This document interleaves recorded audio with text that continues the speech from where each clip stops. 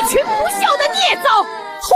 哭丧啊！老婆子我还没死呢，用不着你们在这儿耗丧。奶，求求您了，我爹他真的快不行了，求您给点钱，让我去镇上请个大夫吧。滚！你们当我老赵家的钱是大水冲来的？没钱！奶，就借几个铜板，我爹会撑不住的。赶紧滚去干活，否则今天你们大房谁也别想吃饭。再哭一声，我让你们全家今日无饭可吃。靠！小爷我一个21世纪刚毕业，正准备啃老收租摆烂的大好青年，睡一觉竟然穿越了，穿成个快病死的管夫，还直接儿孙满头。好家伙，少走30年弯路啊！要不是这老赵家是个吸血的无底洞，小爷都能直接退休了。二房赵怀远那个吸血鬼，改个名叫赵青狼，读了30年书，连个功名都没有，拿着全家的钱在外挥霍装大爷，老婆孩子全娇养着，连个6岁的幼子都要送去启蒙，反而把我大房当牛马使唤，压榨出最后一滴血。这无底洞，小爷我绝不填。可这万恶的古代社会以孝治国，上面那对偏心的老骨头不死，一顶不孝的帽子就能活活把人逼死。拿捏不了上面那对老骨头，我还拿捏不了下面这群小崽子。小爷我有大房这几个壮道力儿子，就算净身出户也能吃香喝辣。赵大郎，滚进来！爹，您怎么样了？您吓死儿子了！大郎，您说轻点，您还病着呢，怎么能把我们分出去？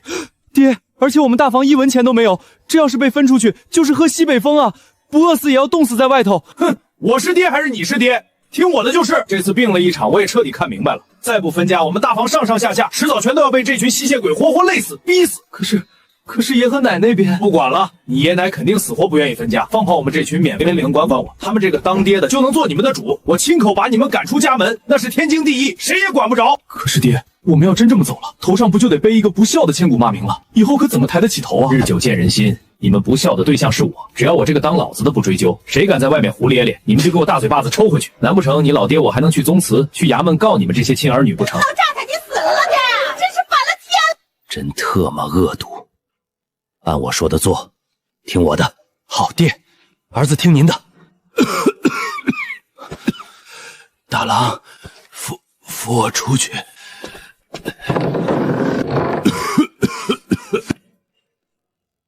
2郎3郎，去把村长请来，还有大爷爷家的3位堂伯全都请过来。哎，这就去。老大，你发什么疯？请村长干什么？娘，您拿着笤帚受累了。村长，您请坐。3位堂哥，快坐。青虎啊，看你这脸色白得吓人，身子还没好利索吧？这是唱的哪一出啊？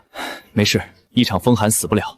今天劳烦诸位长辈兄弟跑一趟，是为了清理门户。清理门户？我这些儿女实在是忤逆不孝，我还留着一口气呢。他们敢跟爷奶顶嘴对着干，所以我今天要把他们全都分出去。分出去？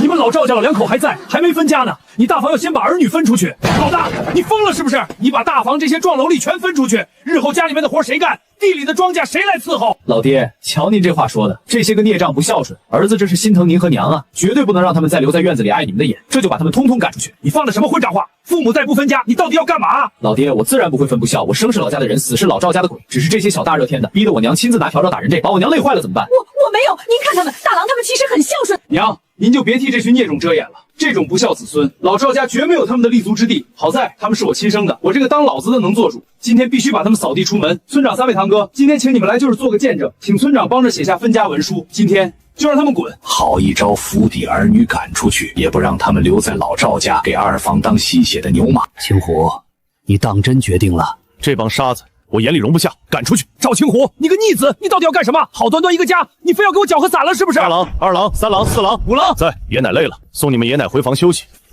烦了，放开老子！青虎，这文书你想怎么写？把他们一起分出去，几个儿岁满20岁后，每年只需给我50斤粮食，300文钱养老。成年的儿负责养育底下的弟妹，帮着操抚婚嫁。就写这些，能去喝西北风吗？我大房绝不拿老赵家的一针一线，简单和韭菜和猪和旧盖点就行。哦，对了，我亡妻留下的2个银镯子，也给孩子们带走留个念想。还好都是繁体字，小爷我都能看懂，不是个文王。大堂兄，今天麻烦3位了，日后等我病好了，定请你们痛快吃酒。大哥，大嫂他们都走了，我扶你回房躺着。大哥，你把大郎他们那几个壮一力全赶出去，眼看就要春耕了，家里这一摊子农活可怎么办啊？怎么办？咱们兄弟4个难道都是死人啊？家里面有什么活是我们大老爷们干不了的？连爹娘都没办法阻止大哥，我们能有啥办法？大哥也真够心狠的，大郎他们几个直接就被净身出户赶出去了。这出去还不得饿死啊？老两口也是废物，居然连个老实巴交的老大都拦不住。要是怀远在家，绝不可能让大房就这么跑了。娘，大伯把大郎哥他们都赶走了，以后家里没人干活了，咱们二房的好日子是不是也到头了？也不知道爹爹什么时候回来。这可怎么活呀？没了大房这头血牛给咱们二房供血，咱们家以后吃什么喝什么？舒坦。大哥，我先下地去了啊。怎么着，老四，你杵在那儿当木桩子呢？不用下地，还是你也病了，需要我这个当大哥的给你治治？没病，大哥，我这就去。想偷懒没门儿！春耕在即，家里25亩水田，还有18亩旱地，上万斤的稻谷产量，且全是我当母39年，一年365天吃饱饭的日子不超过10次，纯的没苦硬吃。现在大房的劳力我都分出去了，接下来就得想办法让这老两口主动把我也扫地炮门。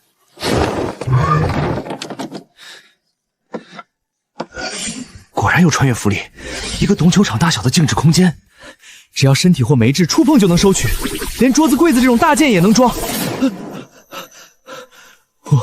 看来收取物品要消耗精神力，不能过度使用。大渊皇朝出力，说服徭役都不重。小爷我今年39，按现代人的养生法，起码还有几十年好活。宁做太平犬，不做乱离人。既来之则安之，当务之急是彻底从老赵家这个泥潭里挣脱出去。小爷堂大学生，在这古代还能饿死不成？老大，你个杀千刀的懒货！老娘都多大年纪了，还要伺候你不成？你是要死了吗？这么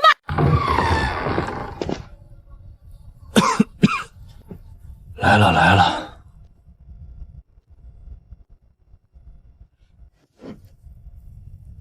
你还好意思吃？你还当自己是老赵家的人？这糊糊是用我自己种的粮食熬的，我怎么就不能吃了？你个逆子！你今天是失心疯了吗？我给你最后一次机会，把大郎他们给我喊回来，否则你就是忤逆不孝。我明天就去衙门告你，让你吃牢饭。去衙门告我？你个不孝子！老爹，饭可以乱吃，话可不能乱说。我大房的儿女是分出去了，可我赵清虎现在不还安安稳稳坐在老赵家的饭桌上吗？我每天按时下地给你们二老养老送终，这叫可孝顺呐！您要是真去衙门状告我不孝，官府打我板子，收我坐牢没关。可我们老赵家出了个不孝的逆子，二弟赵怀远的科举之路，怕是也要彻底断了。大渊朝可是最重孝道的。你这个不孝子，你是真要把我活活气死吗？爹，您消消气，大哥他可能就是……住嘴！你也是个不争气的东西。白天大房分家的时候，怎么不见你放个屁？现在来装什么好人？老大，你说说，你到底要如何？老爹老娘，我摊牌了。我有儿子有女儿，如今连孙子都有了，这辈子也算值了。我累了，从今往后该是我休息养老的时候了。你说什么养老？我这老骨头都还没开始养老，你个正当年的汉子要养老？老大，你说什么混账话？我和你爹起早贪黑还在地里刨食，你倒想躺着享清福。老爹老娘想要养老，我赵青虎第一个举双手赞成。放心，你们有4个儿子呢，只要老2、老3、老4肯出力，肯定饿着冻着你们。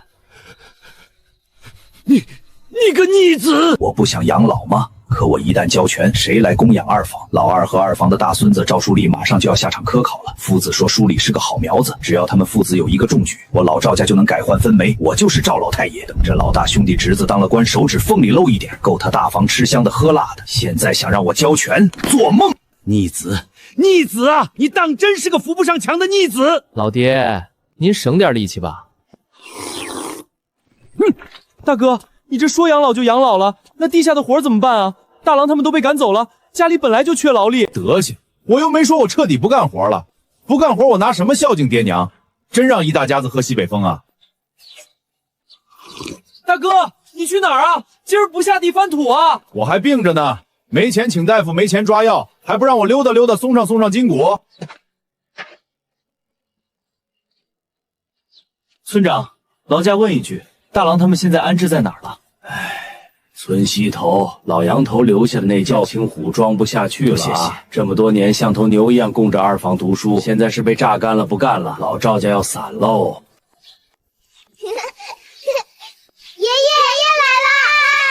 爹，怎么样？吃的喝的都安顿好了？爹放心，大唐伯借了咱们100斤糙米，大牙他们上山挖了不少野菜，撑一段日子没问题。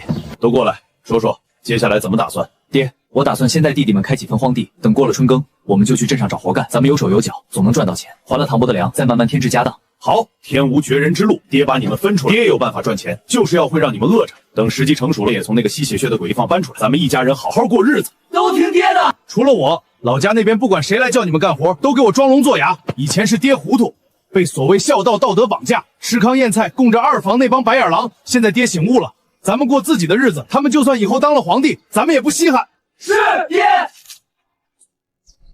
小爷我1文钱没有，得赶紧弄点启动资金，玻璃、肥皂、香水。我是懂理论，可没本钱啊。靠山吃山，还得从这石龙山里找门路。果然，静止空间存不了活物。春天万物复苏，找蜂巢割蜂蜜是个好买卖。不过，这片竹林里可是蛇的天下，别人怕毒蛇，小爷我可不怕。镇上的药铺可是高价收这些毒物呢，第1桶金就看你们的了。谷雨时节，蛇刚从冬眠中醒来，毒性最强，不过越毒越值钱。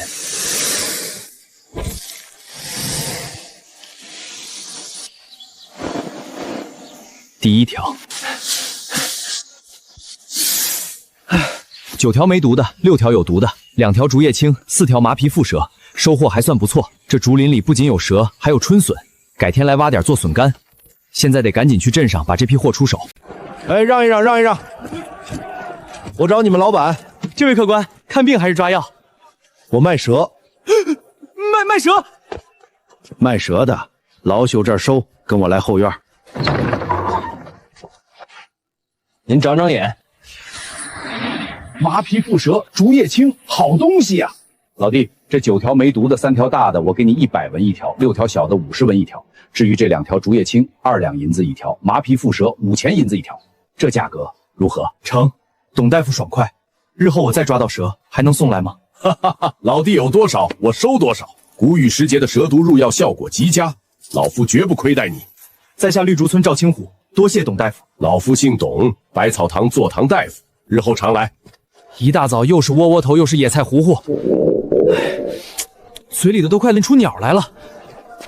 老板，包子怎么卖？肉包子3文钱一个，菜包子1文钱一个。客官您瞧，这大肉包用的可是今早刚杀的鲜猪肉，这么贵，我买的多，能便宜点吗？客官要多少？肉包子我全包了，菜包子来50个。哎呦喂，大主顾啊！老哥，我这肉包子还剩46个，您全要，我给您算5文钱2个。菜包子薄利多销，实在不能再见了。成交，包起来。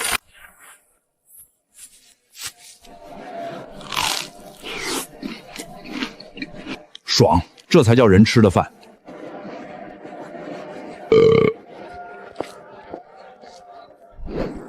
精米30斤，糙米100斤，白面10斤。15条蛇卖带了6两多银子，虽然花了不少，但大郎他们现在房子、粮食都有了，缺的这些家伙也总算补齐了。大郎媳妇儿一个人喂4个奶娃子，必须得拿大骨头和肥肉好好补补。回家。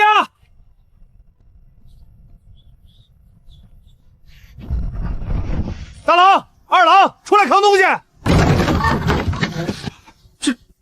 这些是发什么愣？赶紧搬进去！有精米、白面、肥肉，还有大骨头，让你媳妇儿好好熬点大骨汤补补身子，别饿着我那几个孙子孙女。来来来，一人1个大肉包，1个菜包，敞开了吃。吃吧，都吃饱点，小崽子们。小爷我先养着你们，等你们长壮实了，小爷在古代舒舒服服的摆烂养老生活，可就全指望你们了。爹，您到底哪来的钱啊？这些精米白面、五花肉、大骨头，少说也得值1两银子了吧？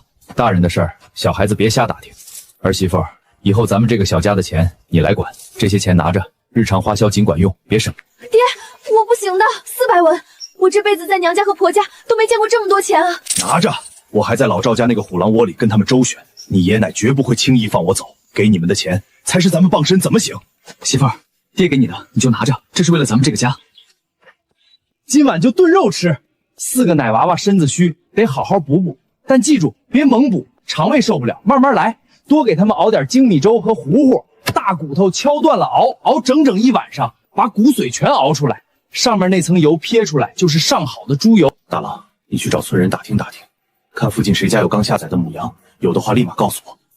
4鸭、6狼还有大狗、2狗，这几个孩子再不补补，恐怕难养活。爹，我明白。你们一个个的身子在老赵家也亏空的厉害，粮食管够，这段时间全都给我把身子养结实了。爹，晚上家里吃肉，您留下来一起吃吧。不用，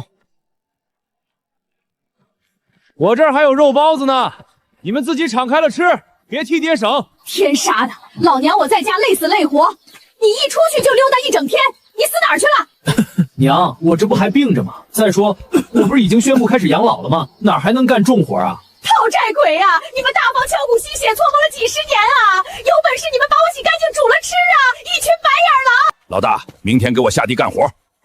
老爹，我还病着呢，且已经开始养老了，干不了地里的活，最多日常在家编点竹筐簸箕啥的，别的活您另请高明。混账！明天你要是不下地，就别想吃饭。我们老赵家不养闲人。哦，这样啊。二弟妹，听到老爹的话了吗？老赵家不养闲人，你们娘仨明天赶紧收拾包袱回娘家吧。继续待在这儿，怕是要被饿死。我一个大老爷们儿饿一顿无所谓，可书香书宝还小啊，饿坏了可怎么得了？混账！他们娘仨跟你能一样吗？就是二房的人怎么能跟你比？有什么不一样？大家都是一个脑袋2条胳膊，怎么，二弟妹，你比我多个脑袋啊？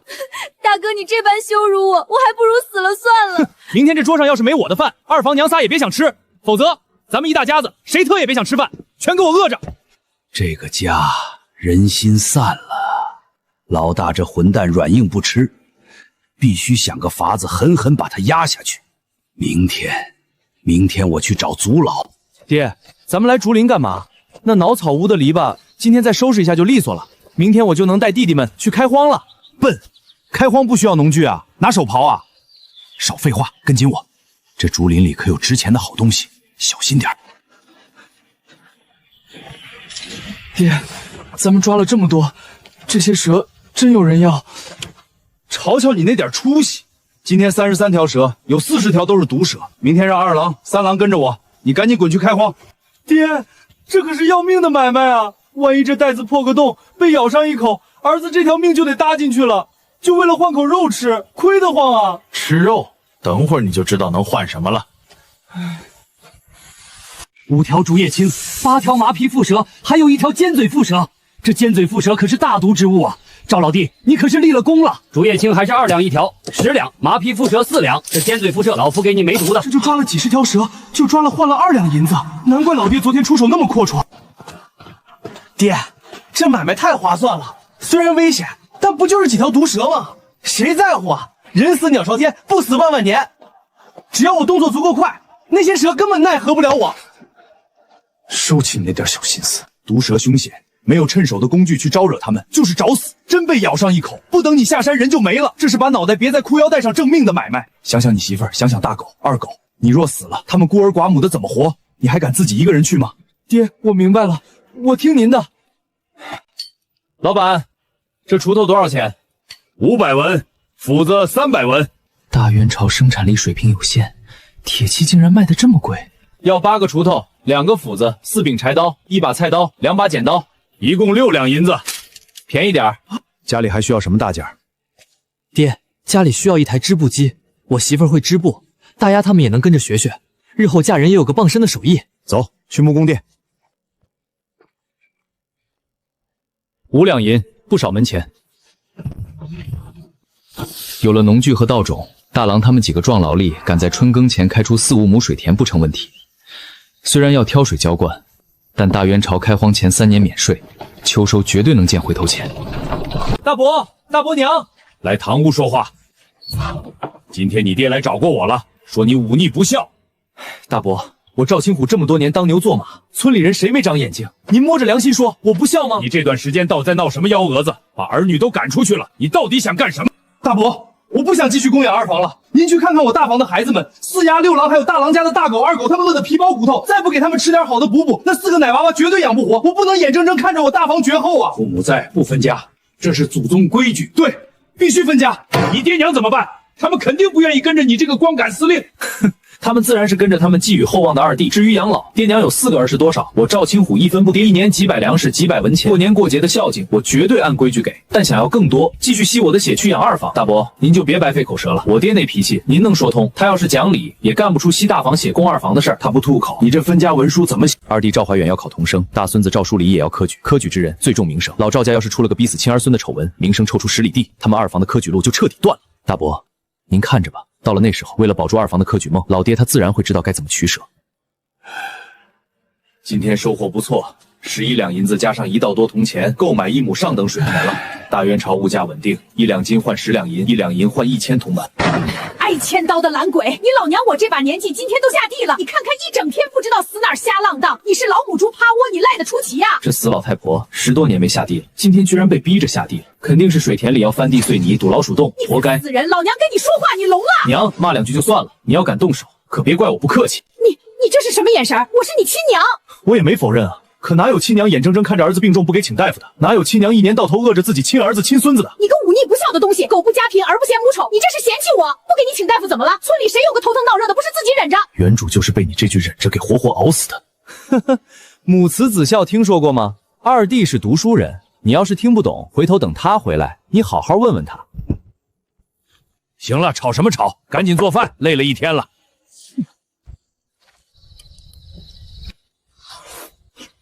二房绝对偷偷开小灶了，不然光吃这破糊糊能长这么胖。老娘，我可还病着呢，您这是想饿死我呀？你今天干活了吗？你就要吃一满碗。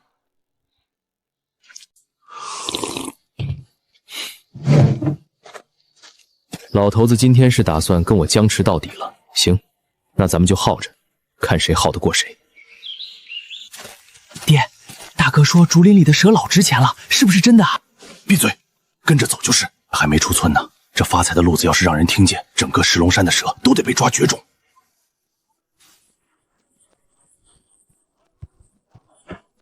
哪里跑？看叉！哎呀呦！糟了，被咬了！你个小混账，找死不成？爹，没事儿，这跑得太快，我眼尖，早看出它是圆脑袋的菜花蛇，没毒，被咬一口死不了。胡闹！不管有没有毒，先把毒血挤出来，等去了镇上百草堂，必须让董大夫再看看。你给我记住，别莽撞，为了一条蛇把小命搭进去，不值当。知道了，爹。你们别怪爹带你们干着卖命的活，在农村想找条来钱的道不容易。爹也是想把这门手艺教给你们，虽然徒手抓蛇也能行，但你们没经验，容易出事。待会儿遇到没毒的，爹亲自给你们示范怎么徒手抓蛇。都给我看好了，看好了，徒手抓蛇讲究的就是一个快、准、狠。哇，爹，你这一手也太神了！这分明是满地爬的金灿灿、黄澄澄的铜板啊！少拍马屁，这徒手抓的招式专门对付那些见了人就跑的没毒蛇，要是碰上主动攻击的毒蛇，手里没叉子就是找死。二郎、三郎，你们俩来试试，记住要领，先抓尾，猛抖，左手快捋捏7寸，千万要比蛇回头咬你的速度快。金币，我来了！啊！哎呦，爹，救命啊！我被咬了！混账东西，找死不成？爹，没事儿，我眼尖儿，早看准这是圆脑袋没毒的，咬一口死不了。这不，我也抓住它了。不管有没有毒，先把毒血挤出来，等会儿去镇上让大夫看看，别莽撞，为了一条蛇加上相命不值当。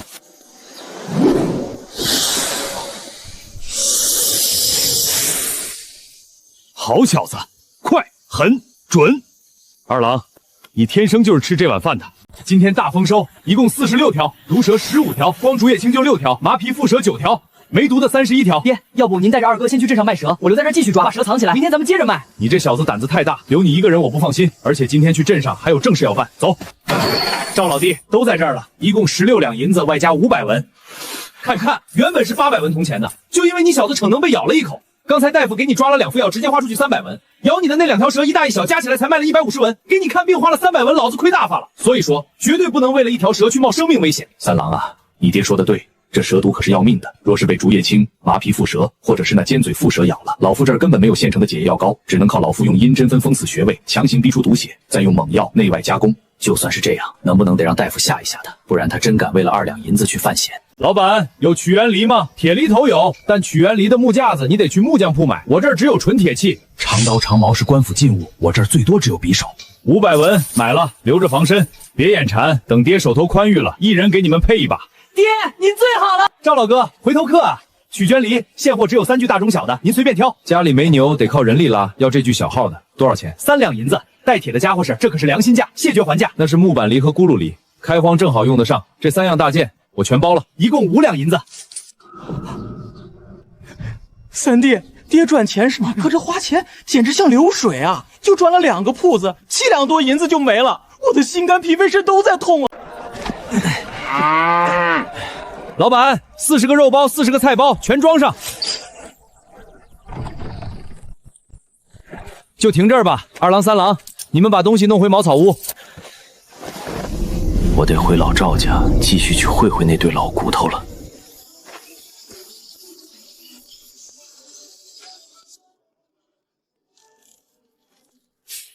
赵青虎，你是不是先打个过糊弄，咱都看来了？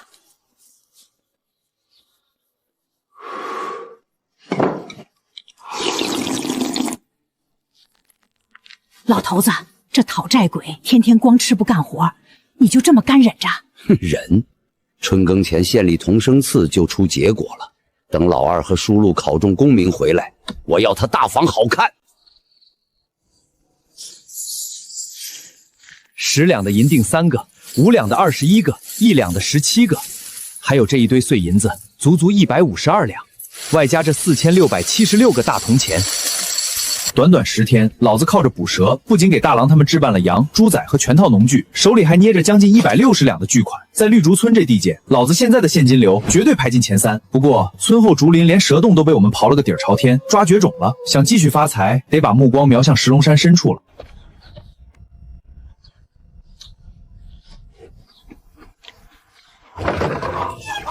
爷爷，你看，我吃的好饱，肚肚圆了。哈哈哈哈！好，乖孙子，日后咱们家就是饿着天王老子，也不能饿着我孙子。大郎，回头你割2斤肉，提点东西去大爷爷家走一趟。爹，有啥事儿？这俩孩子以前瘦弱怕养不活，一直叫贱名，现在补回来了，身上也有肉了，让你大爷爷给他们取个响亮的大名。过年的时候，风风光光的把名字上到老赵家的族谱上。哎，听爹的。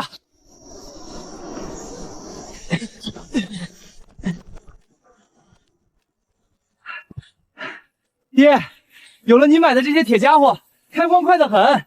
5亩水田已经蓄水了，肯定还能再开出2、3亩。好，大郎、2郎，带人把那块地给我平出来，长宽30步，地势垫高，千万别让水淹了。爹，平那块地干啥？不种庄稼多可惜。用来堆肥，咱们要弄有机肥，这可比普通的粪肥强100倍。等水稻抽穗的时候撒下去，产量绝对吓死他们。还有，这山坳蓄水难，你们再出点死力气，在那边挖一个大池塘，截留山上流下来的雨水。梅雨季节一来，池塘蓄满，这就是咱们的命脉。若是能解决水源，这2旁的黄山完全能开垦成漫山遍野的梯田，再加上我的育苗插秧技术，这大元朝的农业算个屁的精耕细作！我要让大方的粮食堆成山！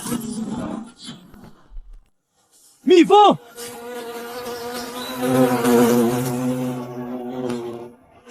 蜜蜂，我怎么把这茬给忘了？春暖花开，这漫山遍野的野花，现在的蜂蜜绝对是最顶级的。3郎，滚过来！爹，你叫我干啥？赶紧回家找你嫂子要点细线，再弄根鸡毛过来，打火石、干草、木桶、背篓全给我带齐了，快去！爹，要这些破烂玩意儿干啥呀？少废话，让你去就去，这是发财的宝贝。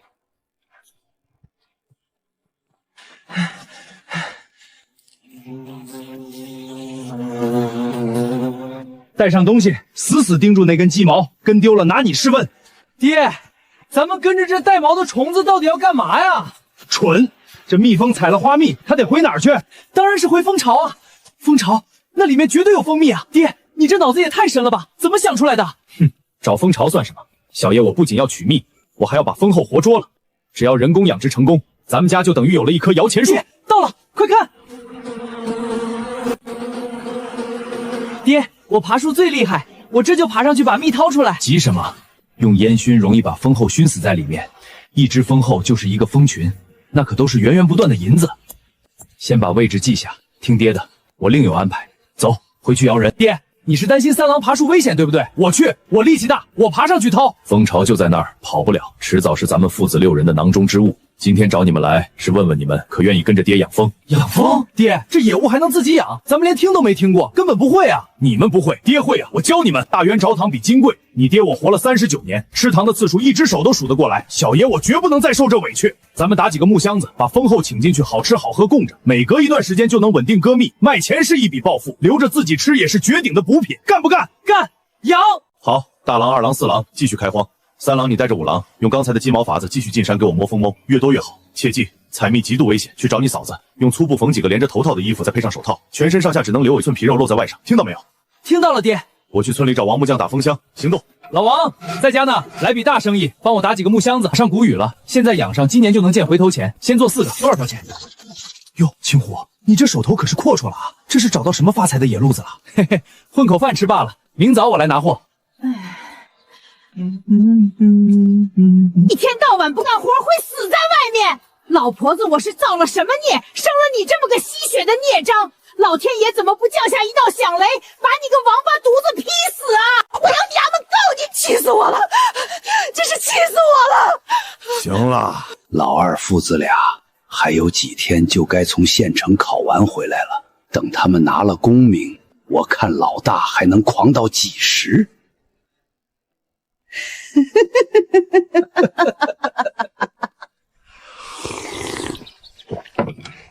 大郎到5郎全带上家伙，跟我走。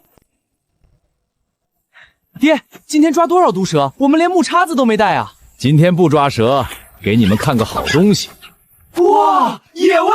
爹，您挖个坑就能凭空变出肉来，您啥时候还会打猎了？嘿嘿，你爹我会的绝活多着呢，都看好了。做陷阱、诱饵和位置是基础，最核心的是这块活动踏板。古代没铁弹簧，爹就用篾匠的手艺把竹皮用水煮透，煮软的竹皮弯曲后弹力极大，比绳子硬，比木板软。猎物一踩，竹皮一弯，踏板瞬间翻转，猎物直接掉坑。5只野鸡，3只野兔，大丰收。大郎，野鸡气性大，养不活。回去直接宰3只，给孩子们炖锅烂乎的野鸡汤解解渴。听爹的。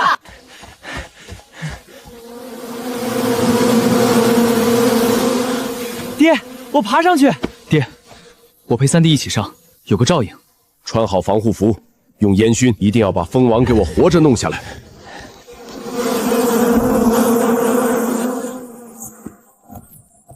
5郎，带你2哥去昨天踩好点的地方。好，只要蜂群一进蜂箱，立马抬回家。有了这蜂群，以后就是源源不断的摇钱树了。锣鼓喧天，这是县里来喜报了。赵书礼考中童生了。好小子，早不中晚不中，偏偏在我准备彻底分家的时候考中，这是给大伯我出难题啊！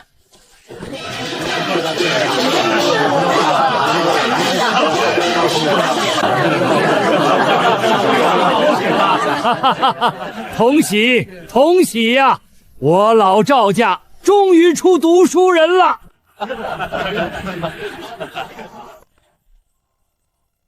恭喜赵老哥啊！咱们绿竹村可是20多年没出过童生了。是啊，书礼今年才14岁吧，已经是童生老爷了，神童啊这是。官爷辛苦，一点碎银子拿去喝茶。老太婆，原主当年高烧病重快死了，你连请大夫的几10文铜钱都死活舍不得拿。爹，您没事吧？是不是老宅那边？我能有什么事儿？去，给爹煮碗蜂蜜水润润嗓子。好嘞，爹您稍等。4丫、6郎、大狗、2郎，快过来！爹，来吃糖，1人1颗。谢谢爹。大嫂平时每天只给我们吃一小点呢。下次去镇上还得买点坚果干货，糕点茶叶会回来。小爷我摆烂养老，总不能天天只喝着甜水。爹，今天咱们带回来的3个蜂巢，足足摇了3罐纯蜂蜜，这要是卖到镇上，少说能换18两6钱银子呢。爹，书礼堂弟考中童，您是不是心里不痛快啊？童生算什么？书里考上的奶奶彻底好陷入疯狂，根本跟不懂科举有多难。童生什么？连指望他们当大官的。有了这童生功名，你爷奶底气更足了。我要想从老家彻底分出来，恐怕他得脱层皮了。搞不好他们会逼我净身出户。爹，咱们不管他们，自己过好自己的。2房就算以后真当了官，咱们也不去沾他们的光。说得对，各凭本事吃饭。对了，村里养蜂的事怎么样了？爹，跟咱们学的一共有6家，村长家、大爷爷家都在弄。不过咱们动作最快，把山里能找的蜂巢全弄回来了，晚一步都被别人抢了。对。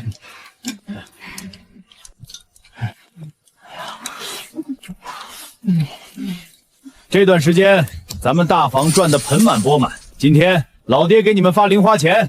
大郎、秦氏，这5两是你们2口子的，二郎、三郎、四郎、五郎，一人1两银子；大押、二押、三押，一人100文。爹，这也太多了，我拿着烫头啊！拿着，钱是男人的胆。秦氏嫁进赵家快3年了，跟着你吃了多少苦？回娘家的次数1巴掌都数得过来。这几天你抽出空去镇上多买点贵重礼物，带着秦氏和2个孩子，风风光光的回娘家走一趟。爹，谢谢爹。行了，一家人不说两家话，你们好好休息，我得回老赵家了。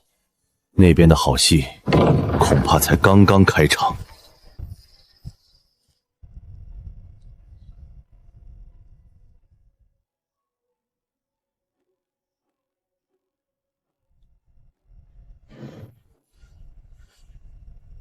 既然人都到齐了，就说正事。书里考中童生，这是光耀门楣、改换门田的天大喜事。我跟族老们商量过了，这次不仅要大办祭祖，还要在村里摆流水村，都沾咱们老赵家的喜气。老爹，祭祖，咱们老赵家连个祠堂都没有，去哪儿祭？去院外坟头乱哭一通吗？也不怕丢人现眼？你闭嘴！这次流水席要往好了摆，必须见荤香，而且要连摆3天3夜。绝不能丢了咱们老赵家的体面。3天3夜，老爹您是真敢吹啊！镇上王员外家儿子考上秀才也才摆了3天，书里考个区连功名都不算的童生，你们就要摆3天3夜。老赵家是有座金山呐，您就不怕传出去，书里在镇上学堂被人笑掉大牙？混账！既然大家都没意见，那这事儿就这么定了。就这么定了。摆酒席需要花销，大家有钱出钱，有力出力。老大，你大房打算出多少？老爹，您这叫什么话？我出多少？我出一张嘴啊！到时候开席了，我一定多吃肉，多喝酒，好好沾沾我这亲侄子的喜气。你个一毛不拔的不孝子！书里是你亲侄儿，这是他的人生大事，你这个当大伯的连个铜板都不出，你还要点脸吗？哼，老爹，您是不是老糊涂了？咱们老赵家什么时候分过家了？我的钱不都在您和我娘的口袋里捂着吗？我哪来的钱？你胡说！你去村里问问，谁信？大郎他们几个小子这段时间又是打野味又是卖蜂蜜的，那可都是金贵的稀罕物，你会没钱？老娘，我看你才是老糊涂了。大郎他们早就被我分出去了，白纸黑字按了手印的分家文书。大哥，你怎敢如此忤逆爹娘，简直不为人子！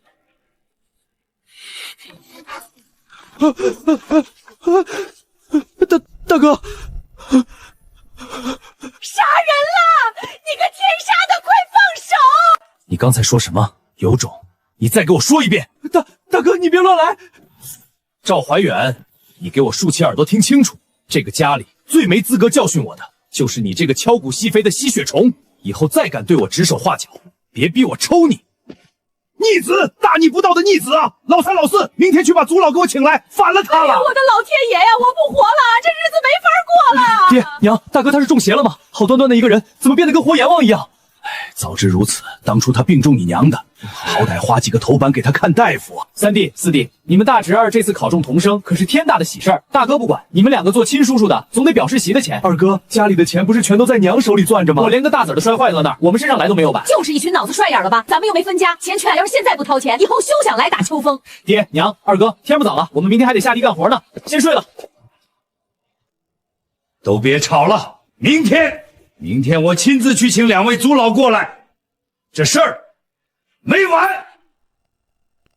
连个大子儿都摔坏了那儿，我们身上来都没有摆。就是一群脑子帅眼了吧？咱们又没分家，钱全要是现在不掏钱，以后休想来打秋风。爹娘，二哥，天不早了，我们明天还得下地干活呢，先睡了。都别吵了，明天我亲自去请2位族老过来，这事儿没完。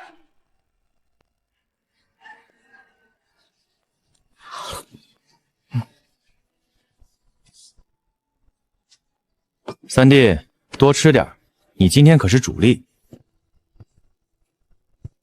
老大，站住！今天家里要摆席请客，我还请了村长和2位族老过来商量大事，你就别出去了。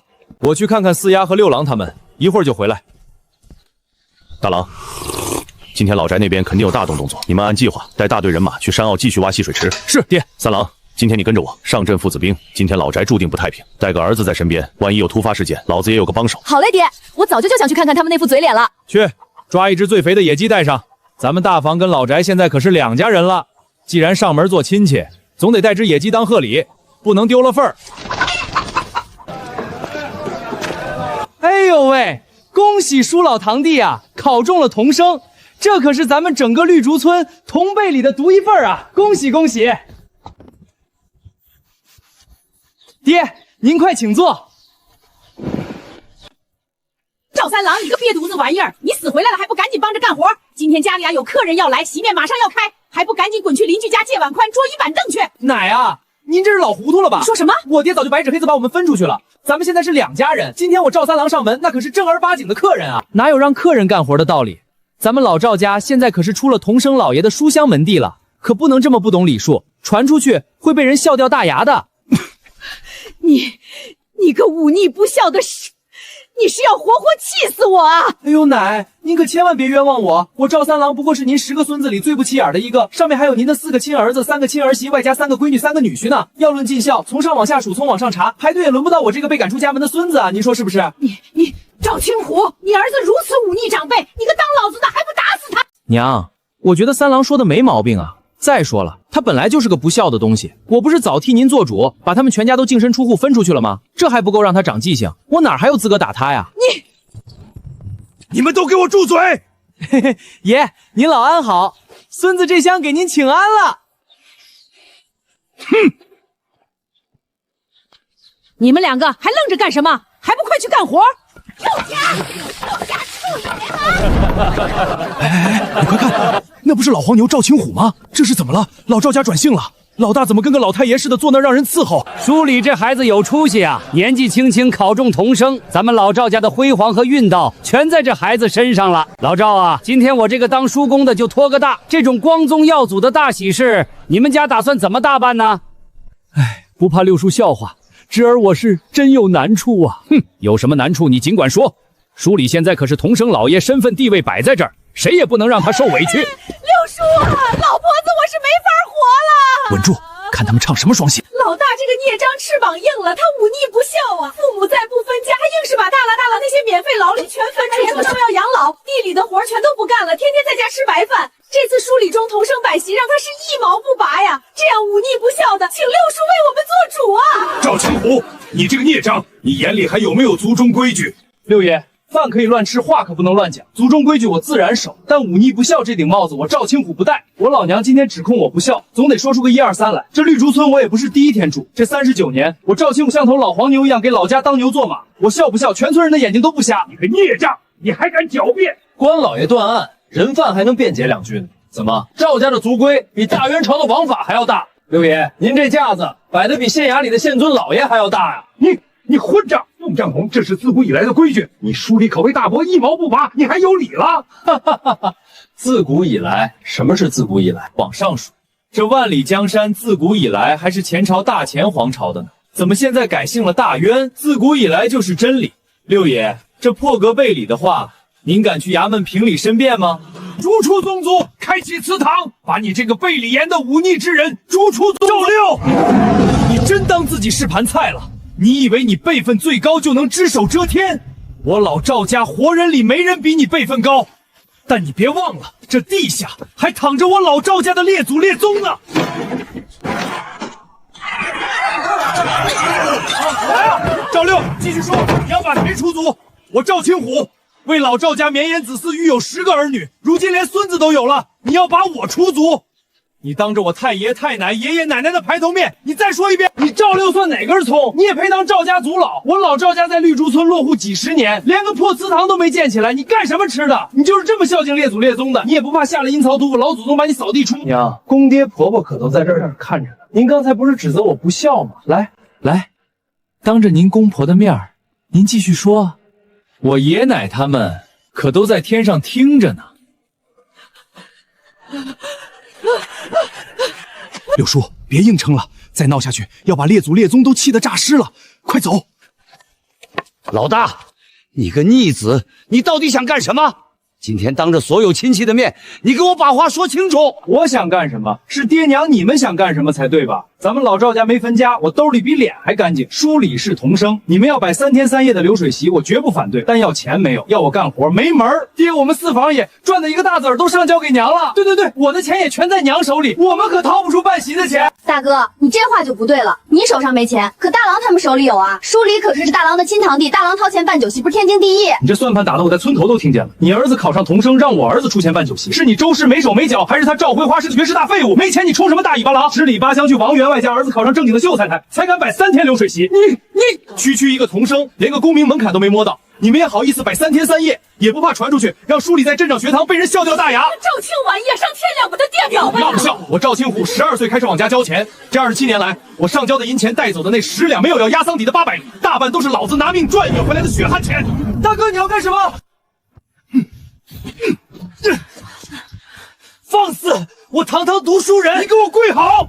赵怀远，你6岁启蒙，读了30年书，你除了哄骗爹娘拿钱去镇上吃喝玩乐，你往这个家拿过一个大子儿吗？你们二房一窝子金贵人，家里的活不干，地里的活不沾，吃喝拉撒全靠我跟老3老4养着。你就是这么报答兄弟的，挑骨吸髓，自家兄弟还不够，现在还要来祸害我大房的侄子侄女，你算个什么东西？够了，他是我儿子，我愿意供养他，轮不到你来教训。老东西，你居然真下死手！都走，都赶紧走！流水席定好日子再通知你们。赵青虎这孽障得了失心疯了，他的话一句也别信。大哥，你今天闹这么大，怎么不趁机提分家的事儿啊？你怎么不提？我哪敢啊！你们俩最好也清醒，留给你们的时间不多了。咱们家马上就要迎来一场吸血风暴。书里现在是童生，肯定要去现学念书。以老二那不要脸的性子，绝对会跟着去镇上，那是吞金兽。大哥，你这是什么意思啊？咱们家一年到头累死累活，撑死结余30、40两，已经花了不少。现在家里剩下的那点钱，根本不够老二在县城安家置业吃喝嫖赌。钱放假再回家不就行了？你是不是傻？二哥奸懒馋滑的德行，爹娘又偏心到骨子里，爹娘卖歌一开口。大哥，你的意思是卖田卖地？不行，家里的田地是我们4兄弟命根子，绝不能让爹娘卖地。卖田卖地，这怎么可能？田地可是咱们农家人的根本啊，怎么可能卖掉？老头子，你那个当族老的六叔也是个没用的老废物，连个名分都压不住老大那个孽障。这大好的日子闹成这样，接下来到底该怎么办啊？流水席就缩减办2天吧。爹，要我说就摆1天得了。咱们家要是银山统共就剩10几两碎银子，干嘛白白砸出去给村里那些泥腿子白吃白喝？把这钱给我不好吗？10几两银子够我去县城最高档的青楼快活好几回了。老二，你肚子里又憋着什么章程？爹，您想啊，书里马上就要跟我去县学求学了，那是多大的场面！在县城要是没个属于咱们自己的宅子，那多不方便呀！去县城买宅子，那得要多少银钱？咱们家底子全掏空，可就剩下30多两银子了。爷爷，若是在县城有个体面的宅子，日常招待同窗，结交县里的贵人也方便，不是？咱们要在县城承租破房子住，平白让人小瞧了我这个童生，更耽误了孙儿未来的仕途啊！那县城房子贵吗？要多少银子？爹，县城好造地段的一进院子，100两银子就能拿下，足够咱们二房风风光光的住进去了。这还差着银钱，根本不够啊！爹，钱不够可以凑吗？老3家的小草，小花不是也大了吗？把这2个丫头片子送到县城卢员外家去，对外就说是去当最低等的丫鬟，每个月还能拿300文的月钱，暗地里咱们直接签死契，把他们卖给卢家，这少说也能换回20、30两现银。 2个迟早要嫁人的丫头片子，能给家里换点出息也不错。可是这加起来离100两还差得远，远水解不了近渴啊！爹，大哥手里的钱呢？他手里肯定有不少。别想了，老大现在就是条疯狗，他死咬着不松口，还把祖宗牌位都搬出来了。天王老子来了都没办法。那老三、老4手上肯定也私房钱财。什么性子你不知道？老4手里面就算抠出点铜板，也绝对不够塞牙缝，他根本没来钱的道道。爹。 现在的上等水田是什么价格？为了梳理，卖地。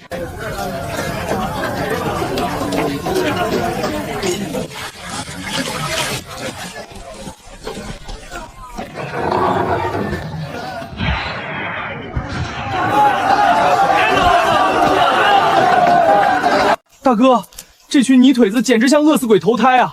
这么个敞开肚皮的吃法，就算只搬1天，咱们家粮仓里的粮食也得少掉1大半啊！这可都是精米啊！原本这些稻谷送去镇上，能换回来几大车粗粮，足够咱们一大家子嚼骨到秋收的，现在全被他们造完了。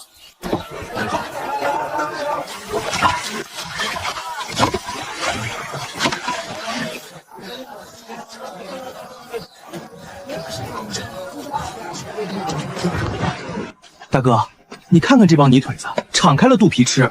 这1天下来，咱们粮仓里的精米得少1大半。这要是拉去镇上，能换多少草丛啊？淑宇考上童生，可是光耀门楣的大喜事，花点粮食算什么？大哥，你真不管地里的活了？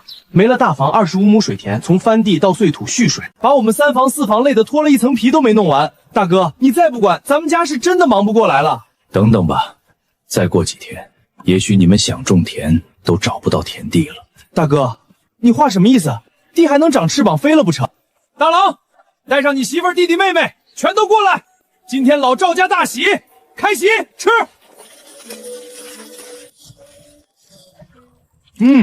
真香，反正是咱们大房种出来的粮食，不吃白不吃。今天是选种泡种的大日子，70斤稻种，足够咱们那7亩水田用的了。大郎，先泡水。爹，好好的种子干嘛要泡水？直接撒地里不就行了？撒地里那是老黄历了。今年爹教你们一种全新的水稻种植法，先泡水，把里面藏着的鳖犊子全给我泡出来。到。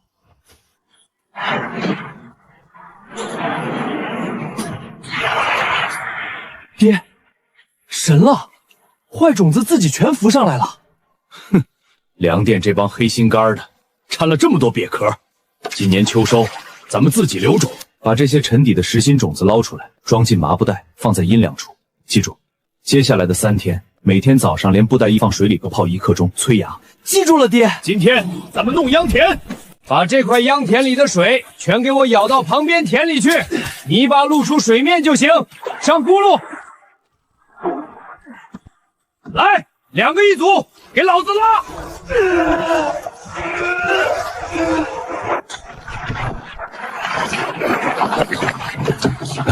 全靠人力硬扛。全靠人力硬扛，太苦了。等忙过这阵，必须去趟县城买头牛或者驴回来，绝不能把儿子们当牲口使。醉一步平田，大郎昂2郎下田。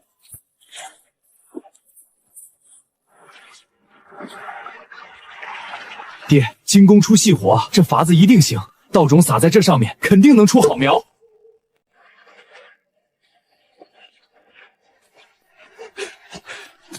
大哥，不好了，你快回家！爹跟娘要把咱们的田全都卖了。大哥，你怎么一点反应都没有啊？那是咱们农家人安身立命的根本啊！卖了咱们吃什么？走，回去会会这帮吸血鬼。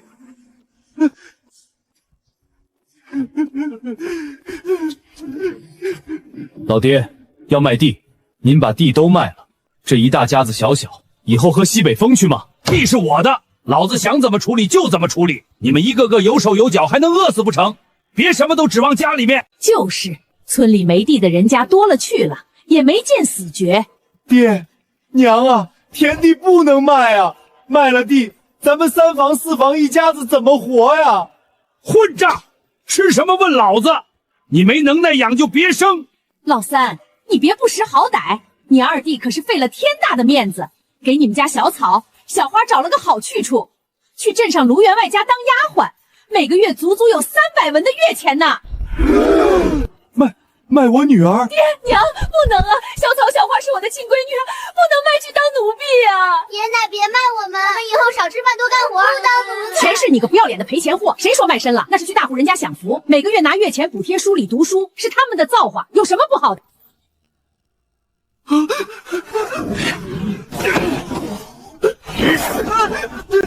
大哥，你干什么？你个不如的狗东西！你读了30年的圣贤书，学堂里的夫子就教了你回老家卖亲侄女，我他妈今天弄死你！青虎，你别冲动啊，杀人偿命啊！逆子赵青虎，你敢动老二，老子杀人了！你个孽障，快放开我儿子！大哥，别把人打死呀！走，这么大的热闹，不看可惜了，跟上。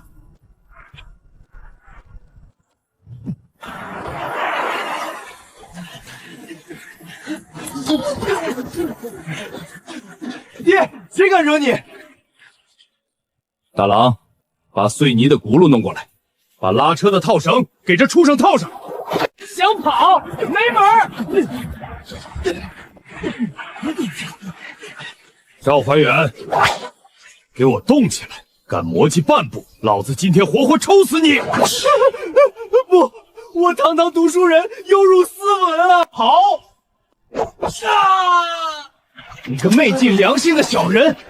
我让你变卖亲侄女谋私利，我让你压榨至亲利益，我让你饱读圣贤书，我今日就让你彻底醒悟！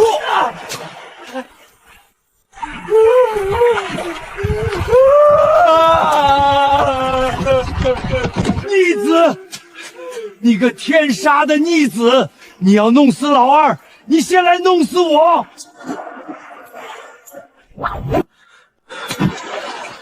想死，你大可以再往前走一步试试。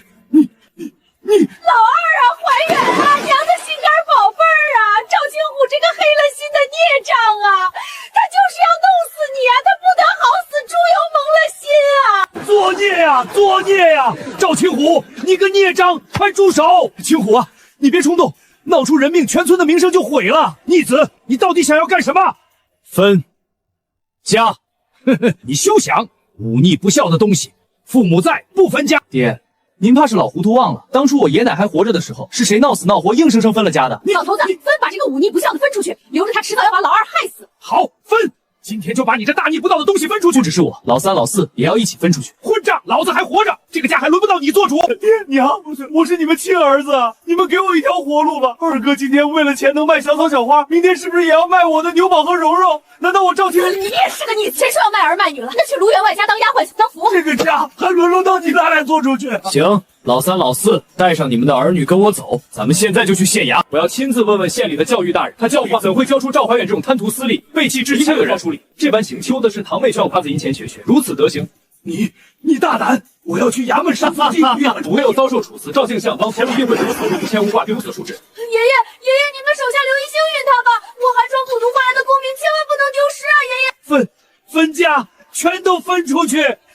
你们这三个逆子，全都给我滚出赵家！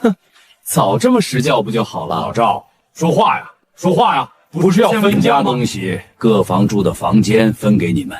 就这？那田里的银钱呢？牲口、农具、粮食呢？农具他们自己常用的带走，银钱家里供养2个读书人，早就花得一干二净。粮食拜流水席全吃光了。多少田寸？家里15亩中等水田，有10亩是我们哥仨亲手挖出来的。除了爷奶当年分给你们的那点底子，剩下的哪一寸是您挣下的？混账！田契地契上写的是我赵国头的名字，那田地就是我的，我想怎么分就怎么分。田地绝不能分，分出去了，老二去县城安家要的那200两银子，我他妈去哪儿弄？必须全捏在手里卖掉。1分钱不给也好，就当是全了原主这30年来的生养之恩，从此互不相欠。爹，这到底是为了什么？就算你要补贴二哥，家里25亩水田，18亩旱地，您1亩都不给我们分吗？您这是让我们出去全部饿死啊！老四啊，你手脚活有私房钱，分出去也能过，实在不行你就别分家了，留下来跟爹娘一起过。留下来继续给二房当牛做马吗？今天二哥为了钱能卖家3哥家的小子，就能卖我的牛宝和蓉蓉。爹娘，你们不给田地不给粮食，我4房认了。只是自此以后，爹娘就当没生过我这个儿子。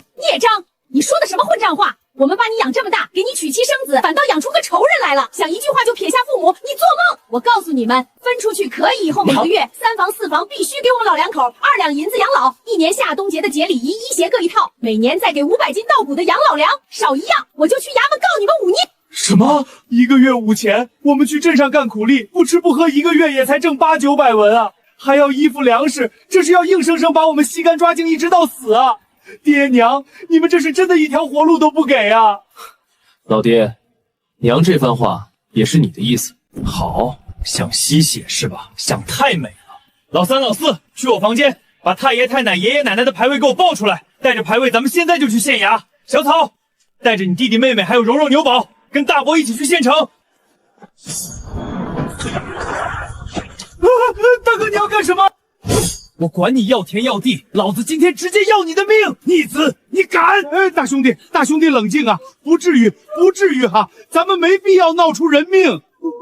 大哥饶命，爹救我！啊！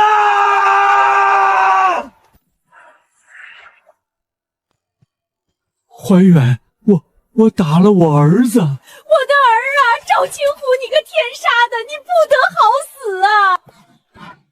赵狗头，你是不是真的想被除族？大哥，你也要逼死老赵家的血脉？是你把大房、三房全逼死了，我立马把你出租。当着你爹娘爷的牌位，你继续闹啊！你愿意带着二房死哪去？我管不着。买儿卖女，逼死亲生骨肉，绿竹村太小，容不下你赵骨头这尊大佛。你们一家子趁早滚出村子！青虎、老三、老四此次分家，家中田地、银钱、粮食分毫不与你们三兄弟，你们三人可认可？村长、大哥，田地我不争，粮食我不要，就连居住的房乱我也一并舍弃。我车狗心在送美死电日，也绝不心生埋怨，算不上分家，只当彻底理清亲缘纠葛。这宅院早已无半分温情。既然进城分户出去，那赡养事宜就按照村里最低标准执行。你们三兄弟一年上交500钱款，200斤粮食，逢年过节3日换金布，您是否认可？2两银子3斤蜂蜜，无法买。养蜂是3弟的手艺，您若想要蜂蜜，可让地上艾尔赵怀娇自行上山寻找蜂巢。前去收拾行囊吧，分家文书由我来执笔拟定。多谢大伯，多谢村长。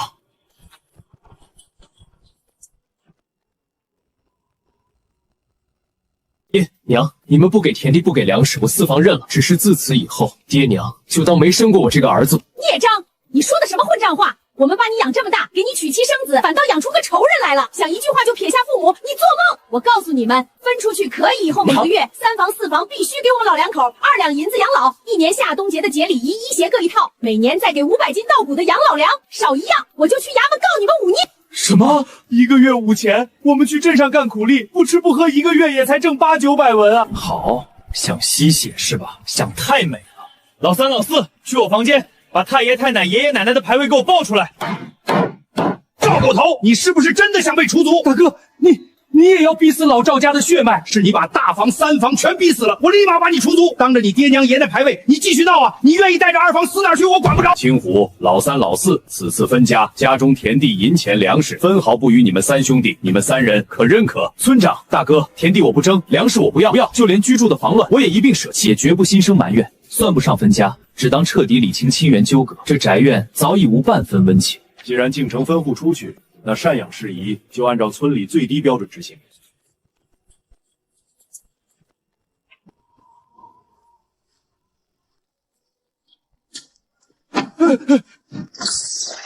大哥，这么多银子！这里是20两，你们一人10个银锭。待会儿我再让大郎给你们一人扛100斤粮食过去。村长做主，这茅草屋先借给你们住着，家里缺啥，拿这钱尽管添置。大哥，爹娘偏心，把我们2房净身出户，连1颗粮食都没给留。要是没你，我们一家老小非得饿死在这个春天不可。日子要慢慢过，总会好的。我让三郎去堵王员外了，等他过来，你们先从他手中垫田种，接上今年的秋收。大哥，我不当佃户，我宁愿自己去开荒。胡闹！马上春播了，开荒哪里来得及？王员外刚买的旱地里有冬小麦，1、2个月就能收。等春耕完了，村里的荒地随你们开，到时候就不让你们当佃户了。现在必须先田保命。还是大哥想的周到，我听大哥的。大哥，加上你给的，我手上也有点余钱了，我都攒着，坚决不乱花。攒什么攒？天宝牛宝都不小了。你们当爹的得给他们谋划谋划，手上有余钱，过阵子就把他们送去村里王同生那儿开蒙读书识字。大哥，你读书，咱爹娘就是魔怔了，没苦硬吃把吸干了，去供养二哥赵怀远那个不争气的白眼狼，最后落我们都赶出家门。你怎么还让我们把儿子送去读书？哼，爹娘那是愚昧，但读书本身没有错，不求他们科举做官，但农家人想改换门楣，这是唯一的路。能读能写，总比一辈子在土里刨尸强。咱们不学爹娘那种偏心眼，但也别因为些许糟心事儿就饿了读书的道。一朝眼皮子浅了。是我们被蛇咬10年怕井绳。老三，还有你家那4个丫头，回去对他们好点，别太苛刻。我就想要个儿子。你只有天宝1个儿子，这么些年你们夫妻俩身子都亏空了，以后还能不能生2说？你现在对小草他们4个好一点，兄妹5个才能团成团。你现在刻薄他们，以后天宝有难谁来帮扶？一家人互相扶持才是长久之道。知道了，大哥，我回去就让我媳妇儿给丫头们做顿饱饭。大哥，大郎他们这段时间可是赚了不少啊。你们也是被爹娘分户赶出家门的，怎么这么快锅碗瓢、农具棉被全置办齐了，还能拿出20两银子？你这是发大财了！运气好，找了几个当蜂巢，弄了些蜂蜜，镇上百草堂收蜂蜜，你们猜多少钱？2两银子1斤。啥？2两百姓吃不起的玩意儿，居然这么金贵！我的老天爷，这要是弄个蜂巢，打底也得有1两斤吧？岂不是4、5两银子到手？难怪最近村里壮小伙漫山遍野的跑。大哥，咱们现在没田没地，要不你让三郎带着我们这上山找蜂巢去吧？我不怕危险怕吃苦，我就怕穷。要干我不反对，不过外围都被找得差不多了，想找除非走远点，或者深入石龙山。咱们3兄弟加3郎，4个壮人力，进石龙山怕啥？行，今天先把垫田的事敲定，等春播忙完了，咱们就上山。爹，三叔、四叔，王员外来了。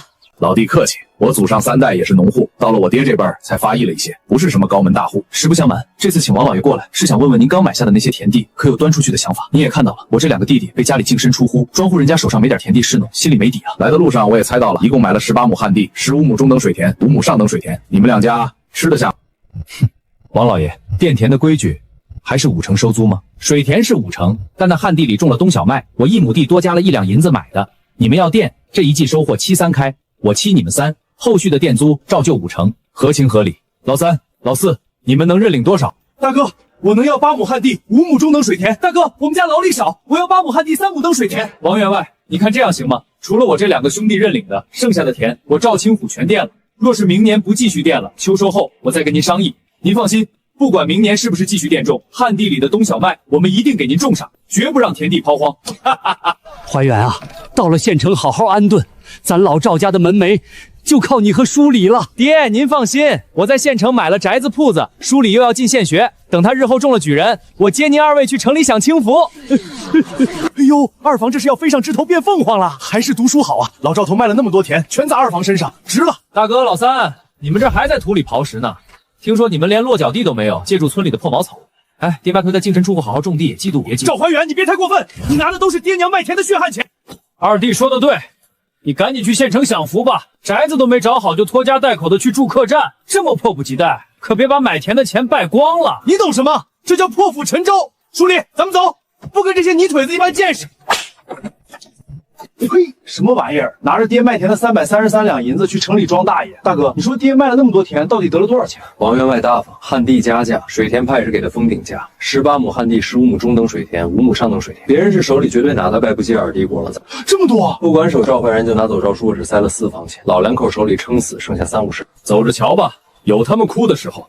走，看咱们的田去。赵大爷，3家佃种的田地位置都划分好了，我这就回去给老爷交差。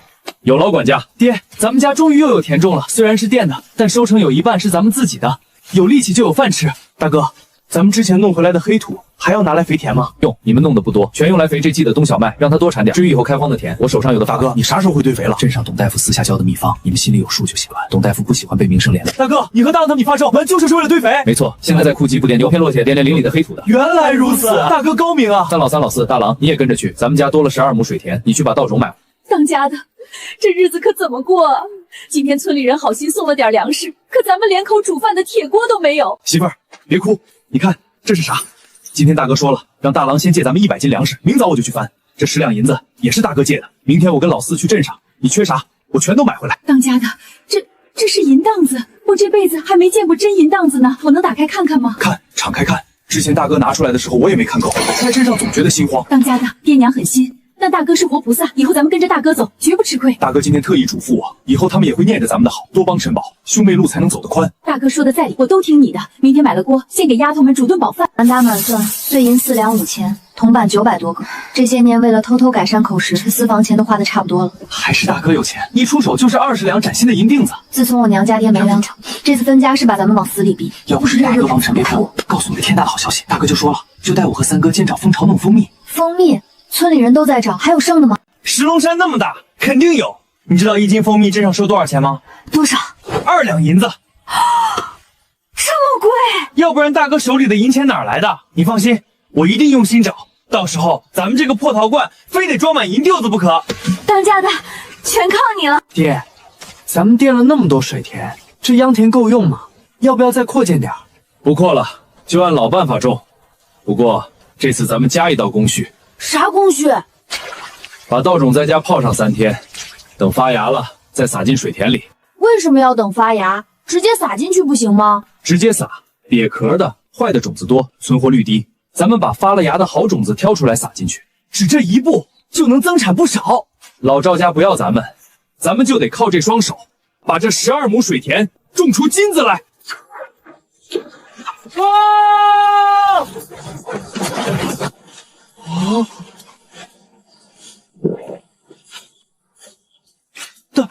大哥这力气简直神了，牛都没他拉得快啊！二郎，换轱辘里，把这地给我往碎了打。大哥，这叫精耕细作，你这水田弄得跟咱们以前不一样啊！这样不仅能把咱们田倒刺，把泥块切割打碎，再用轱辘里打成泥浆，那些草根还有树虫卵全都会被打碎浮在水面上，到时候一捞干干净净，省得以后长草抢肥。水稻还能这么种？大哥，你这7亩水潭可是用了黑土增肥的，这新法子要是万一不好，岂不是浪费了1年收成？我在试一种新的水稻耕种法，等今年秋收结果出来了，你们就知道了。要是好，明年咱们3家全用新法子。天快黑了，收拾收拾回家。爹，你快出来！发芽了，咱们家的稻种发芽了！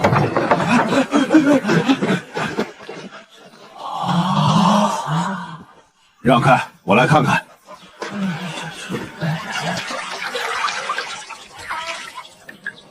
镇上的粮店还算有点良心，这出芽率不低。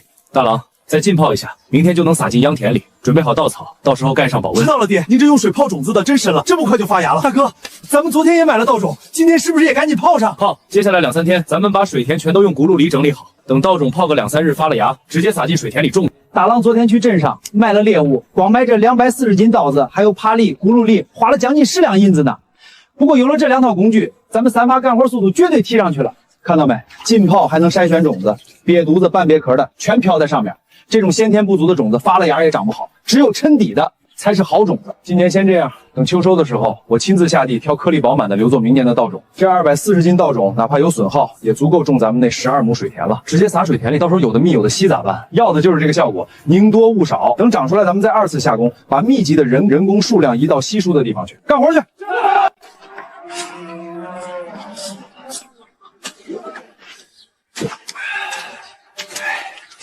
哎呦，有肉钻子，这条真肥！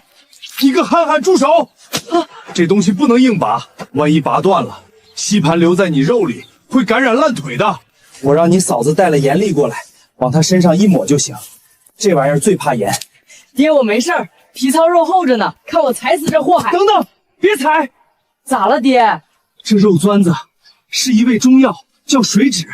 之前我听镇上董大夫提起过，晾干了能入药的。啥，大哥？你说这吸血的恶心玩意儿是中药？绝对没错。你们把这些肉钻子全都抓起来，放进竹筒里，带回去用针线串来晾晒，等成了肉干，就能拿去药铺换白花花的银子。我的老天爷，这水田里别的不多，肉钻子要多少有多少啊！这东西竟然能卖钱！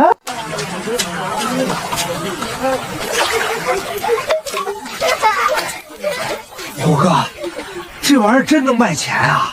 药铺收，药铺收，大家一起抓！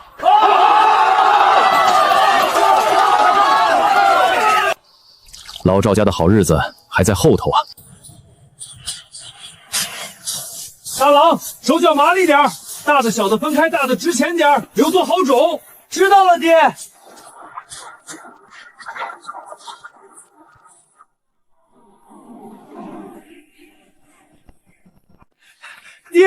爹，你快看，咱们家水田里的种子出青了！出青了，好，大郎、二郎，明天就是谷雨节气，清明断雪，谷雨断霜，这段时间春雨肯定密集，你们俩给我死死盯住水田，绝不能让春雨把这些青苗给淹了。知道了，爹。等这秧苗长到7、8寸高，就能插秧了。走，田里的活告一段落。今天咱们上石龙山搞钱去。大哥，咱们还要继续往前走吗？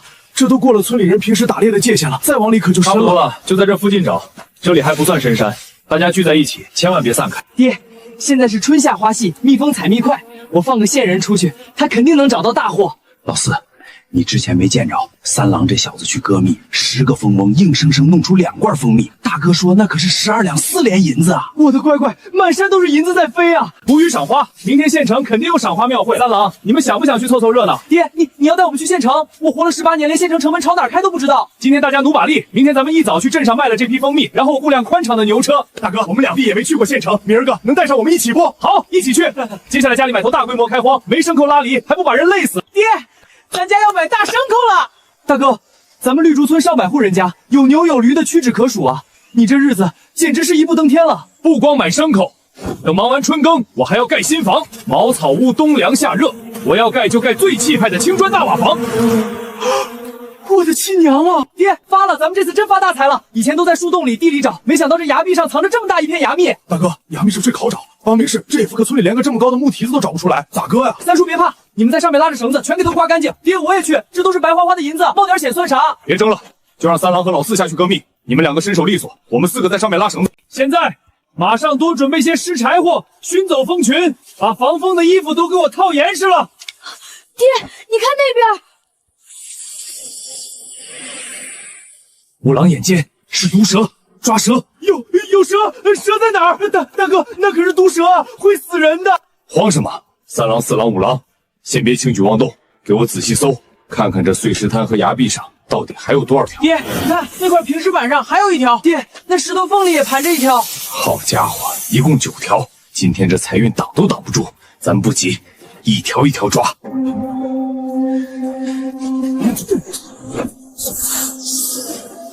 大哥，你们不要命了？那是毒蛇，抓回去干嘛？吃毒蛇会死人的。你懂个屁！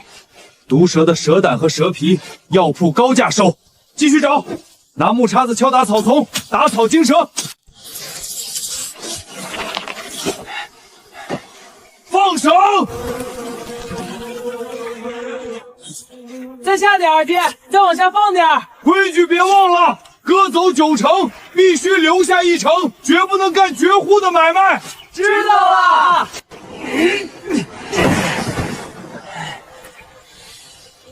好家伙，一个布袋差不多40斤，整整5大袋牙蜜。老三老四，彻底发了。咱们今天，爹，抓到野兔了。今天是不是能吃肉了？吃肉可以，但这只不行，这只母兔子怀崽了。怀孕了？那咱们把它放了吗？山里的规矩，猎杀不绝，怀孕的动物不能杀。但这只咱们不放，留着养。兔子吃草吃菜长得快，先用竹笼子关着，等它生了小兔子，咱们再用石头堆个专门的养殖圈。记住，千万别直接给兔子喂水喝，容易生病。太好了，爹，你放心，我肯定每天给它割最嫩的青草，等小兔子长大了，咱们就有吃不完的肉了。行了，大郎、三郎把家里牲口喂饱，带上昨晚装好的60罐蜂蜜，咱们全家进城。董大夫，今儿给您带了上好货品，您先尝尝这罐，这是我们在深山岩壁处采掘的山滇蜜浆。山滇蜜浆，此物倒是难得一见，难得好物，口感绵密醇香，花香悠远绵长，相较往日送来的山野蜜品，品质高出不少。您是个懂行的，您再尝尝这罐，这是我自己在家养的蜜蜂产，您给估个价。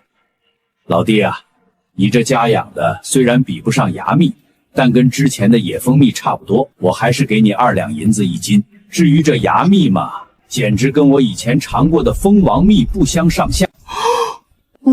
5两银子1斤，董大夫，您给的是不是太高了？不高，1斤蜂王浆随随便便就值10两银子，你这芽蜜绝对这个价。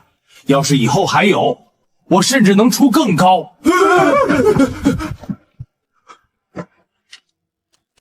老弟，咱们按规矩来，59罐芽蜜，一共188斤8两，算下来是944两。家养的一罐3斤2两，算6两4钱，凑个整。这是县城恒通钱庄的银票，整个大元朝都认的硬通货，9张100两，你收好。董大夫，除了蜂蜜，还有个大买卖，又有蛇。白眉蝮蛇，这可是剧毒好药啊！12条。老弟，我按3两银子1条收，一共36两，如何？成交。三哥，我是不是耳朵聋了，出幻觉了？一条烂蛇3两银子，这没香金没带银的。别问我，我不知道。爹，王员外真是活菩萨呀！我就送了1罐芽蜜，1罐家养蜜过去，他竟然赏了我2个10两的银锭子，还装了满满1背篓的精细糕点和肉食。王员外是个厚道人，他估计不知道芽蜜的具体行情，但知道是好东西，这是在结善缘呢。当家的，你们在药铺到底卖了多少钱啊？瞧你们这丢了魂的样。老三老四都回神儿，咱们来分钱了。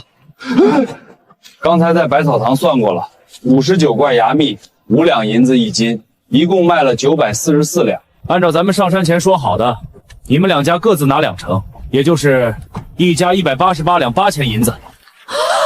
不行不行，大哥，这绝对不行，这也太多了。是啊，大哥，我们在地里刨食，10年也挣不下这么多钱啊，这简直是折煞我们了。亲兄弟明算账，上山前约定好的规矩不能坏，该是你们的就是你们的。不过那12条毒蛇是我们父子抓的，卖了36两，这钱我就不分给你们了。但这风日钱也太多了，我们看都不敢看，哪有脸要那钱？就是呀，大哥，这么多银子，我拿着手抖啊。但你们想想，这笔银子可咱们接下来还能孩子读书多少？眼光放长远点，别被这点银子吓住了。收下。我的乖乖，大哥，这县城可真气招牌啊！到处都是花。今天谷雨，县里有赏花庆典，听说衙门和那什么百花楼都在选花王。这沿河县南北交界，富得流油。等咱家新房盖好了，也得弄辆马车，以后往来县城才方便。拿着，给你们的零花钱，每个袋子里有1两碎银，外加200个铜板。大丫，你带着2丫、3丫一起花，想吃什么，想买什么，随便挑。县城人多，跟紧点，别走散了。爹，这给我们的零花钱比咱家以前1年的入项都多。大哥，咱们今天是先逛逛还是先买东西？先逛，打听打听牲口市场在哪儿，再去粮店、杂货铺看看没有新奇种子。走，大买卖在后头呢。大郎，等春耕忙完，把家里的孩子们都送去王同生那儿认字儿，爹到时候也跟着学。咱们老赵家以后绝不当睁眼瞎。哎呦，客官里面请，咱们这儿卖的可都是上好的细棉布，价格嘛稍微贵了点儿。掌柜的，这青色、蓝色、灰色的细棉布，给我各拿2匹。公爹，这细棉布1尺就得50文，1匹1两5钱银子啊，6匹布得9两银子。咱们做几身衣裳用不了这么多。不够，全家上下每人2套春装，从内到外全换新的，还要做2套夏天的短衫，6匹哪里够？掌柜的，再加6匹，一共12匹。18两，用不完放家里存着。这布粒可是硬通货。哎呦，大爷，您真是深藏不露啊！小的有眼不识泰山，12匹细棉布马上给您打包送到车庙店，针头线脑碎布条我全送您。3弟妹、4弟妹，难得来县城，你们自己也买2匹，穿得舒坦，日子才有盼头。买，大伯哥说的对，掌柜的，给我也来2匹，我也要2匹。好东西啊，夏天穿肯定凉快。可惜咱们农户按规矩穿不得这绫罗绸缎。客官，您是个大方人，我跟您交个底，朝廷规矩是死的，人是活的。您别买大红大紫，穿在外面招摇就行。买点灰白色的回去做内衣贴身穿，谁扒你衣服茬去？好主意，给我来2处灰白色的中等丝绸。秦氏，你嫁进门3年，生了2个男娃，现在又怀上了，功劳不小。走，进去挑几件银首饰当压底的提记。大丫他们也大了，该添置点细软了。不，公爹，我一个乡下妇人，头上插根木簪子就知足了，哪敢带金带银啊，折煞我了。大郎，你媳妇不要，你就跟个木头一样杵着。爹，我媳妇说不要，那就是真不要，别乱花钱了。这榆木脑袋，等老子下次自己来县城，非得把你们的首饰全置办齐了。走，去杂货铺。老板，店里有种子吗？瓜果蔬菜越稀奇越好。客官问对了，常见的豆角、大蒜都有，不常见的倭瓜、苦瓜、茄子也有。对了，我这儿还有些棉花种子，棉花种子拿来看看。咱们这地界儿可没推广种棉花，你这儿怎么有？哎，客官真是行家。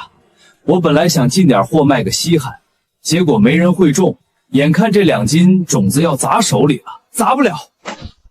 这2斤棉花种子我全包了，刚好够种5亩地。客官，全要，不光棉花，你刚才说的瓜果蔬菜种子，我每样都要。老板，西瓜种子能弄到吗？还有果树苗、甘蔗种子，只要是新鲜玩意儿，我都有兴趣。客官放心，这些东西偶尔会有海商从港口运过来，我一定给您留意。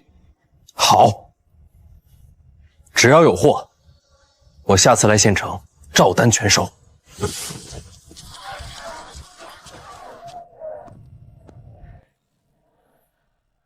这匹马150两银子，从军中退下来的5岁壮马，你们这帮泥腿子买得起吗？摸坏了你们赔不起。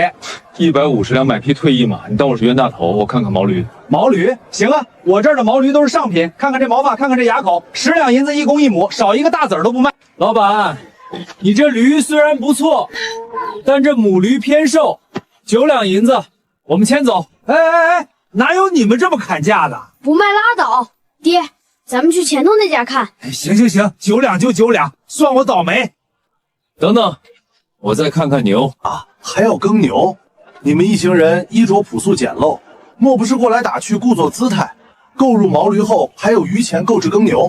不必多说，此处可有耕牛数？有的。客服官您请看，这头母牛年岁6岁，繁育过幼崽，下地劳作十分得力，只是售价定为20两，价位无法再做退让。行，20两就20两，1头牛，2头驴，一共29两。但我有个条件。您说？这3辆车得算作天头，送给我。大爷，您这是要我的命啊！这不行就算了，大郎牵着驴去别家买车。我送还不行吗？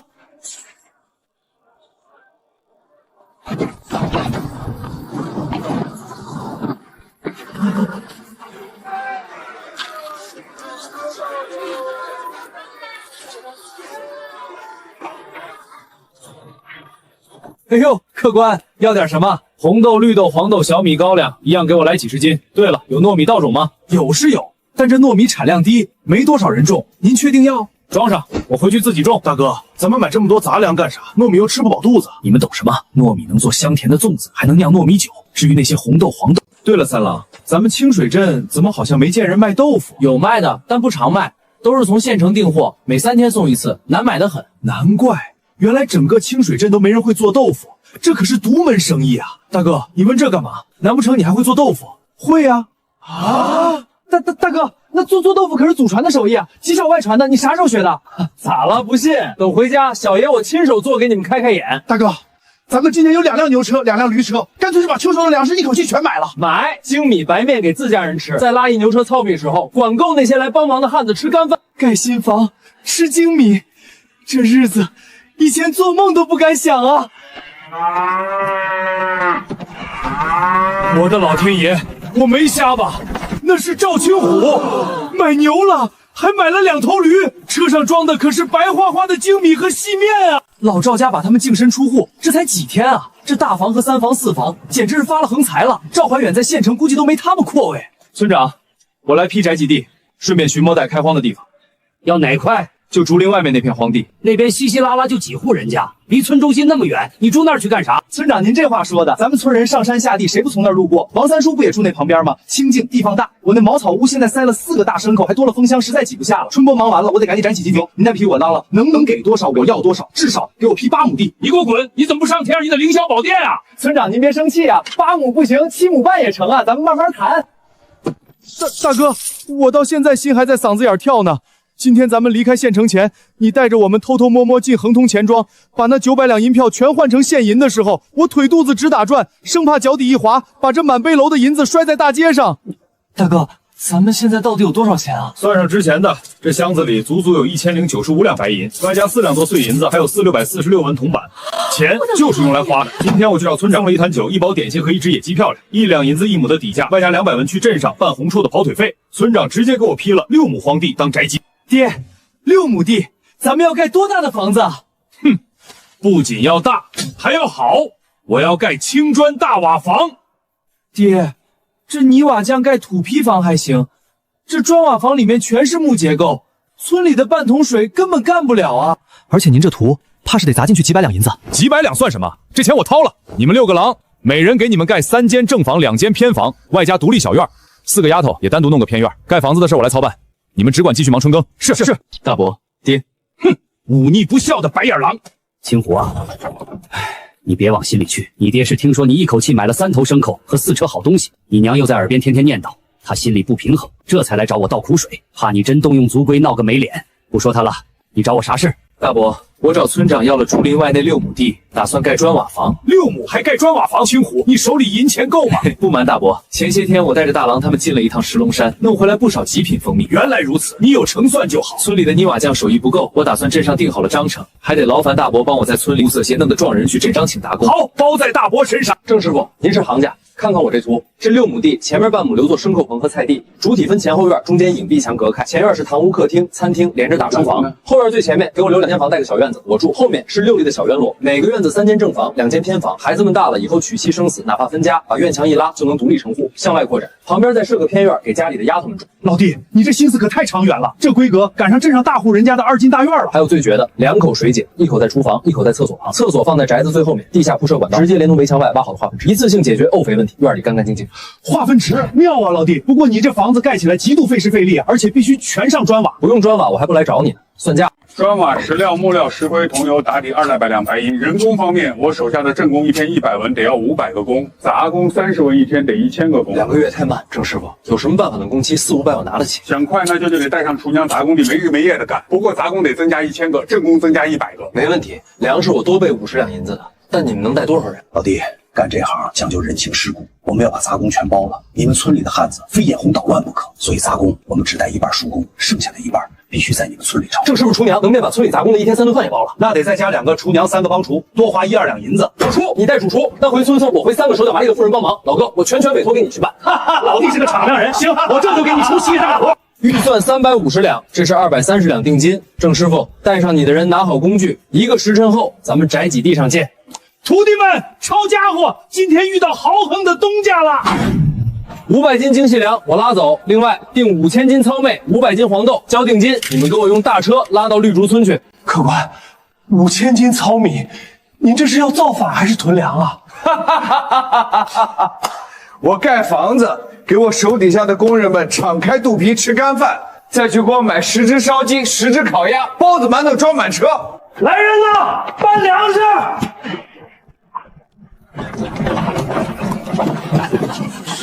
听说了吗？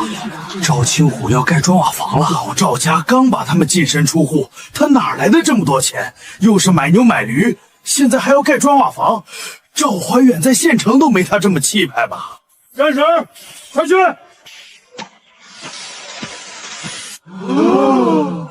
青虎啊，你这宅基地咋拉这么大个圈啊？嘿嘿，不大的。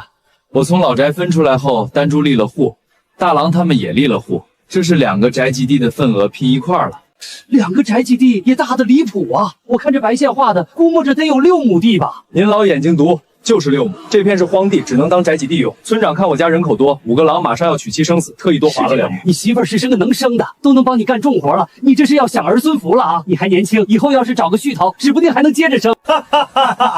您老可真会开玩笑，我这10几张嘴嗷嗷待哺，盖个大房子那是刚需。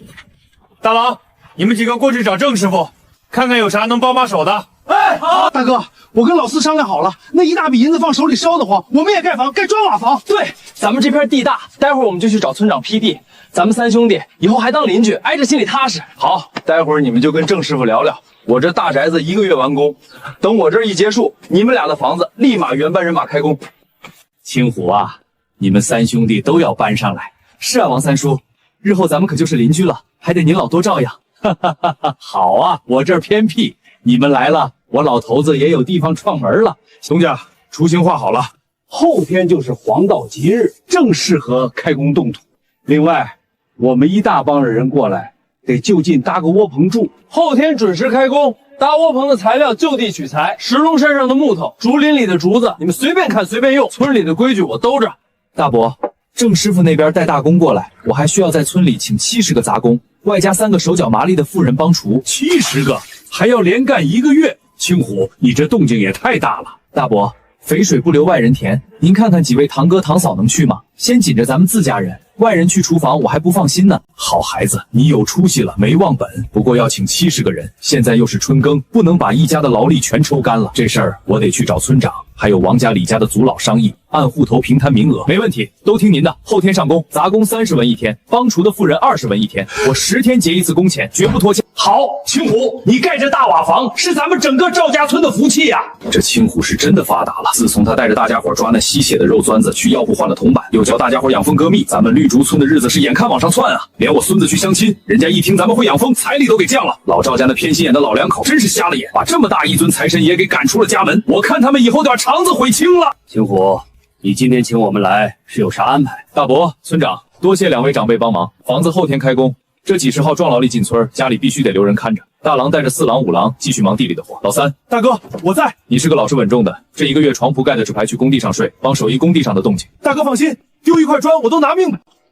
四弟，大哥吩咐，我跟郑师傅说好了，咱们提供粮食蔬菜，他们带厨娘做饭。你带着2郎、3郎，给我死死盯住厨房的米面油，没有的去村里买。至于荤香，就用大郎他们打猎的猎，每5天必须让工人们吃1顿实的猪肉。盖房子是个明白力气的苦活，主家舍得花钱，泥瓦匠才肯卖力气，这房子才能住上100年不倒。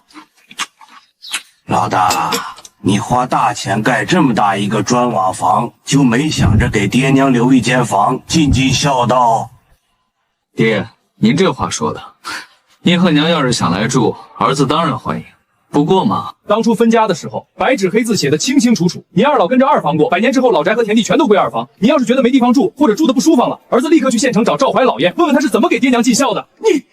你要是船不锈干，他手里还买了3头大收口。你老实说，我听你批了6亩宅基，家里分家之前，你是不是偷偷藏了私房钱？哈哈，爹，您这是往我头上泼脏水啊！这是3郎有福气，得了镇上董大夫的眼缘，学了找风养风的手艺。大郎他们孝敬我，才让我盖房子过个舒坦日子。够了，你个老糊涂的东西！分家文书是怎么写的？你忘了？你是不是就见不得自己儿子过几天好日子？没事找事吃你的饭。有野猪，快挖深坑！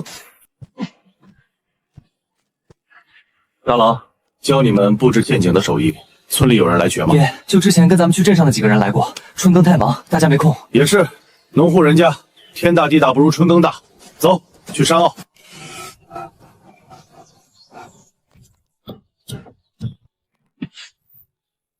小子们，看好了，这叫精耕细作。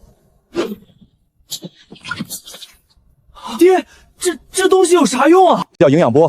咱们把棉花种子、西瓜种子全种在里面，等我去县城买些油布回来搭个暖棚，种子就能提前发芽。等小苗长大了，连同这泥块一起移植到地里，绝不伤根，存活率极高。爹，您的脑子到底是咋长的？这也太神了！好日子才刚刚开始，干活，把这些种子全都给我变成金疙瘩。这粗盐300文1斤，给我来10斤。这卤盐虽然不纯，但正好拿来点豆腐。黄豆已经备好，独门生意马上开张。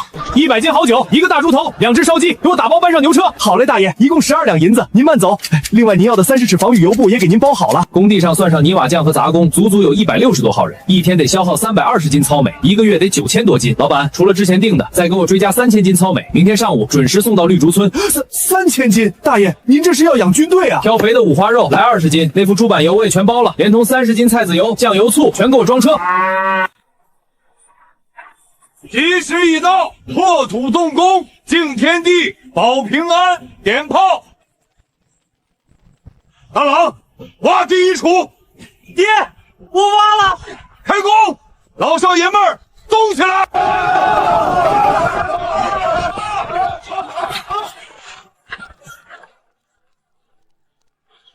我的亲娘哎！我给那么多主家做过饭，没见过谁家一次性拉来1000斤粮食的，还有这整整一坛子30斤的菜籽油。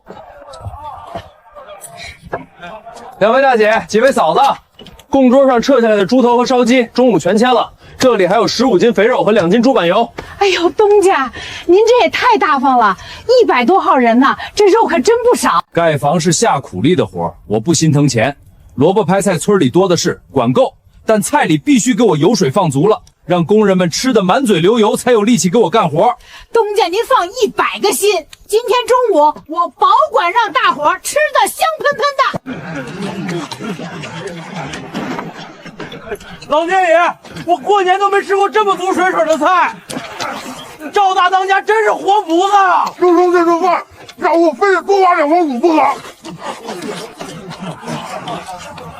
大家停一停。干了这行几10年，没见过这么大气敞亮的东家。今天这吃食绝对是头一份。来，大伙儿举起碗，谢谢东家，谢谢东家！郑师傅不客气了，大家都是卖力气的汉子，吃饱吃好是应该的。我赵青虎的这大宅子以后就全仰仗诸位兄弟了。我赵某人先干为敬。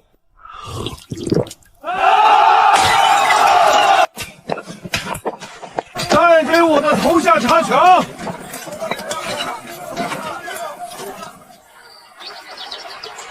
工地有人盯着，种子也发芽了，小爷我也该腾出手，捣鼓下一个能下金蛋的摇钱树了。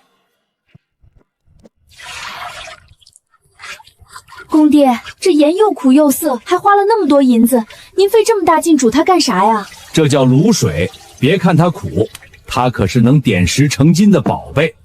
大丫，搭把手，推磨。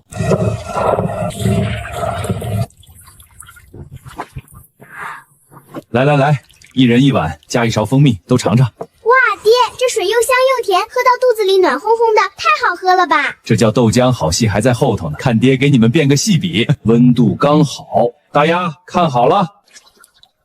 变了，爹真的变了，水变成白云了！我的老天爷，公爹这手艺简直跟神仙下凡一样。一物降一物，卤水点豆腐，来，这叫豆腐花。想吃甜的加蜂蜜，想吃咸的倒酱油，拿碗来舀。好吃。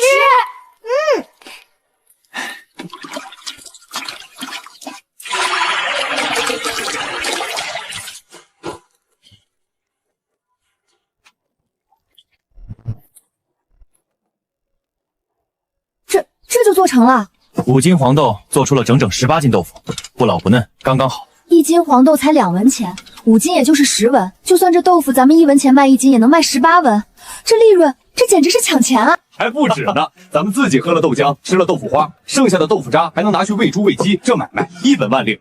1斤说咱们出去卖豆腐，就按这规矩，4块1斤，收1文钱，好算谁事？留下1块咱们自家吃，留下剩下的10几斤全部送到工地上，让厨娘给那帮出苦力的汉子加个肉脯面炖豆腐。知道了，公爹，我这就去。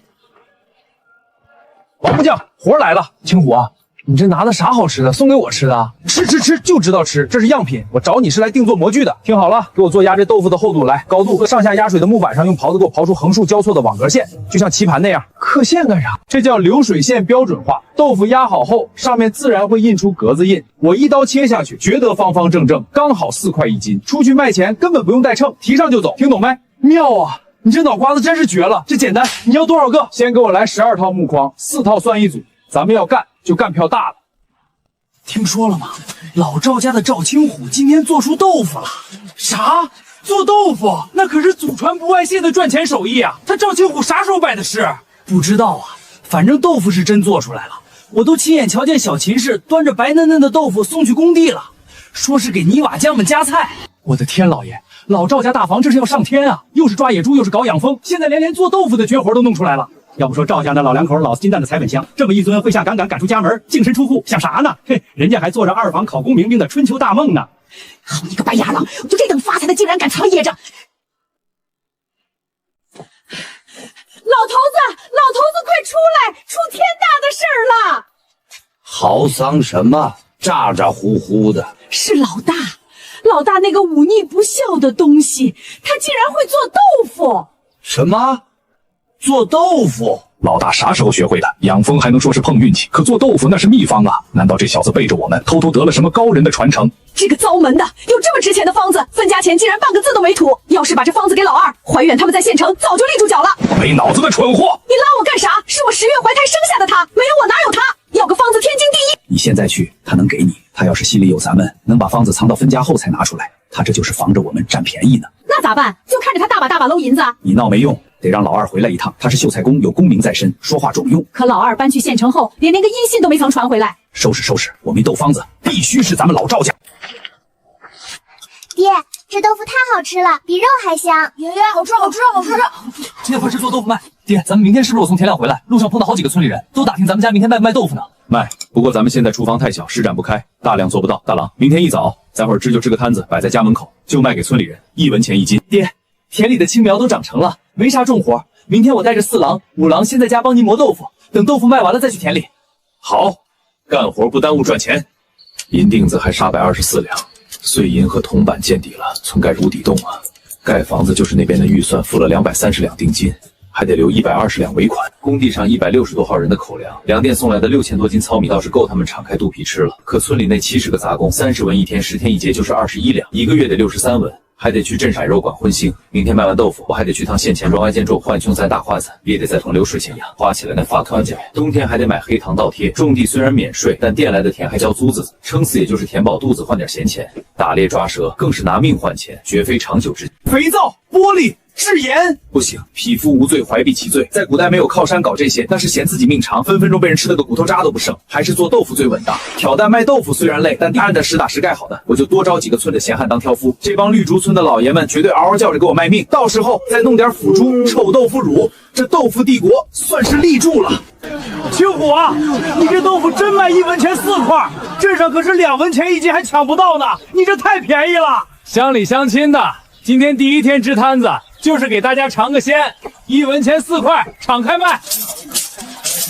爹，咱们一早上没出门，就在家磨了10斤黄豆，刨去黄豆本钱，净赚20文啊！你懂个屁！1斤黄豆能出4斤豆腐，镇上卖2文1斤，等于2文的本钱差卖出8文。爹，300卖1文，是不是亏了？新房子盖好，咱们要涨到2文钱6块，到时候我雇村里的壮苗田都纯利，大家一起赚，这买卖才能做。老板，这种熬豆浆大铁锅，给我再打2口，要最大号的，1口锅必须能煮4桶豆浆。点豆腐用的深口大水缸来2口。做豆腐的大号石磨，给我订2台，钱不是问题，速度要快。爹，野猪，陷阱里有大野猪。野猪多大？300多斤的大炮仗掉咱们挖的深坑里了。好小子，还愣着干什么？快去叫你大哥二哥，把你3叔4叔全喊上，抄家伙，抬猪。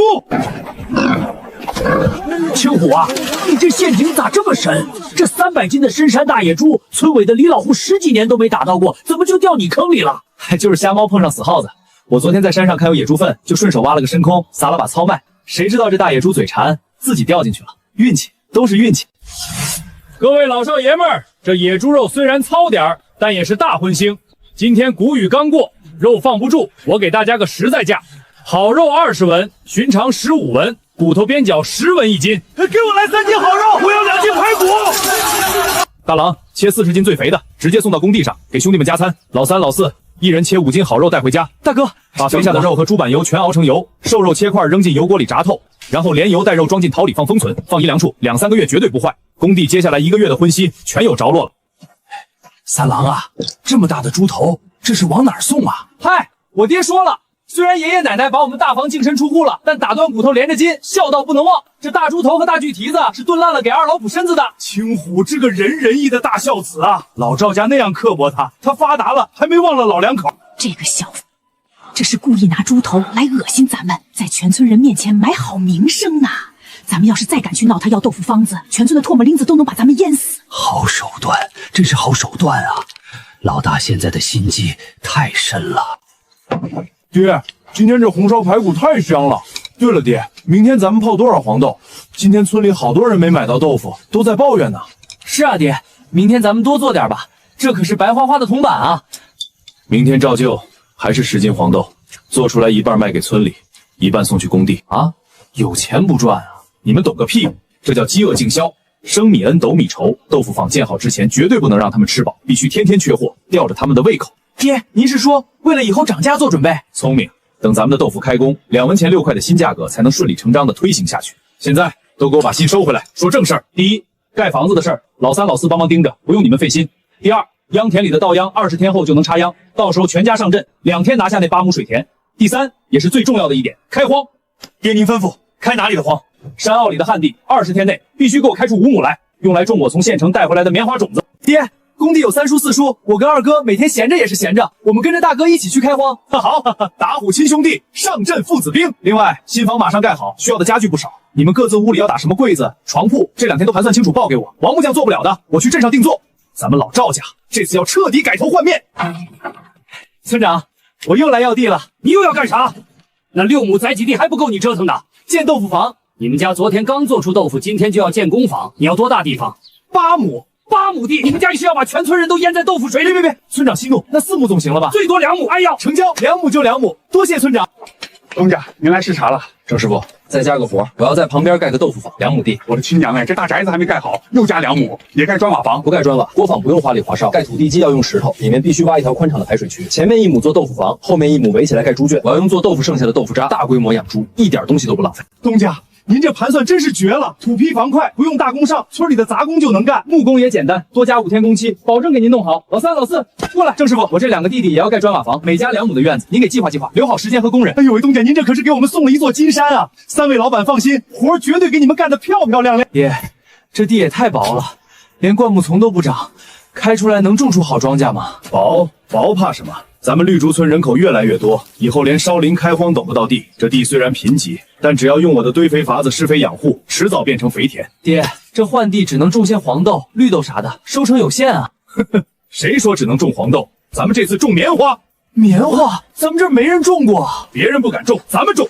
物以稀为贵，等这5亩地的棉花全结出白花花的棉绦，那就是一座白银矿。大元朝刚立国，好日子在后头呢，你们就甩开膀子跟着爹，把这穷乡僻壤翻出个金疙瘩来。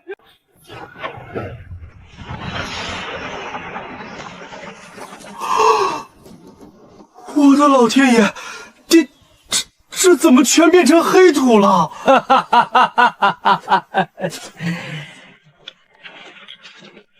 这叫有机肥，一层枯叶，一层仙草，撒上水，拿竹席一捂，10天翻一次。别看这法子简单，这可是能让荒地变良田的黑金子。爹，这得有1万多斤吧？咱们发财了！大郎，带着你弟媳妇拉牛车、驴车过来。2郎、3郎，把肥堆扒拉开，把土敲碎。我来扬土过筛。4郎、5郎，把过筛的黑土往旁边铲，掺上咱们烧好的草木灰，直接放火烧了。好嘞，爹。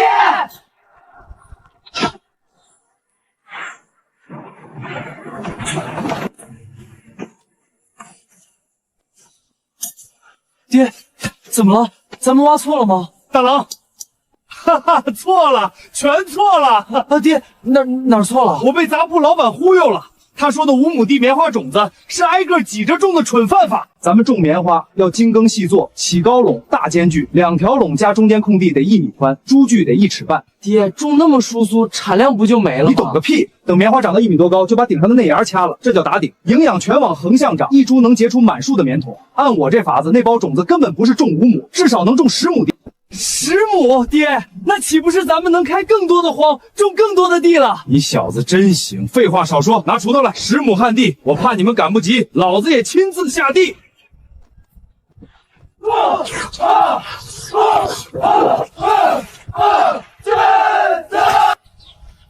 村长，11亩旱地，4角都立好石头，堆好土茬罢了。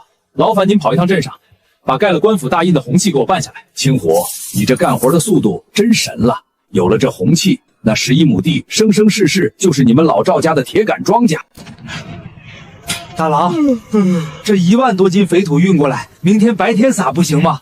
非得大半夜点着火把干。爹，那怎么行？这可是比金子还金贵的黑土啊！堆在地里，万一晚上有人路过顺走2把怎么办？必须连夜撒匀了，踩进泥里我才踏实。就是，防人之心不可无。这帮种地狂魔真是没救了。大哥，这黑土都能钻出水来，肥得流油啊！这真的是用那些破树叶烂草堆出来的？当然，之前不是教过你们了吗？4弟妹在茅草屋后头堆了一点肥，我真没想到这玩意儿这么好使啊！好使就多弄些。接下来咱们3家全都要大举开荒，这种能肥田肥地的黑土，咱们要多少有多少，你们就甩开膀子干。大哥带你们把这绿竹村的荒山全变成流油的金山，全听大哥的！爹，你快去看看吧，咱们家的开垦地出事儿了，全村人都跑过去了。开个荒地有什么好看的？走。赵村长，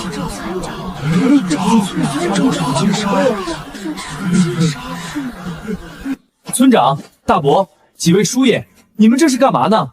青虎啊，你这地里的肥土到底是哪儿来的？肥的都能钻出油来呀！嗨，我当什么事儿呢？堆肥堆出来的。堆肥？这是啥神仙法术？都别围在这儿捏我的土了，走，我带你们去开开眼。温的，这底下竟然是温的，烂了，全烂透了。这就是地里的命根子，是纯纯的肥力呀！老天爷呀！青虎，这到底是怎么办到的？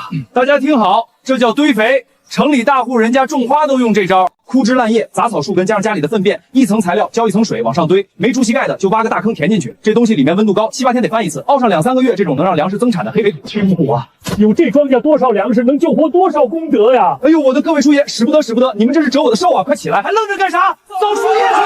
快回家挖坑，把猪圈掏了！大哥，郑师傅说了，新房的柱子全立起来了。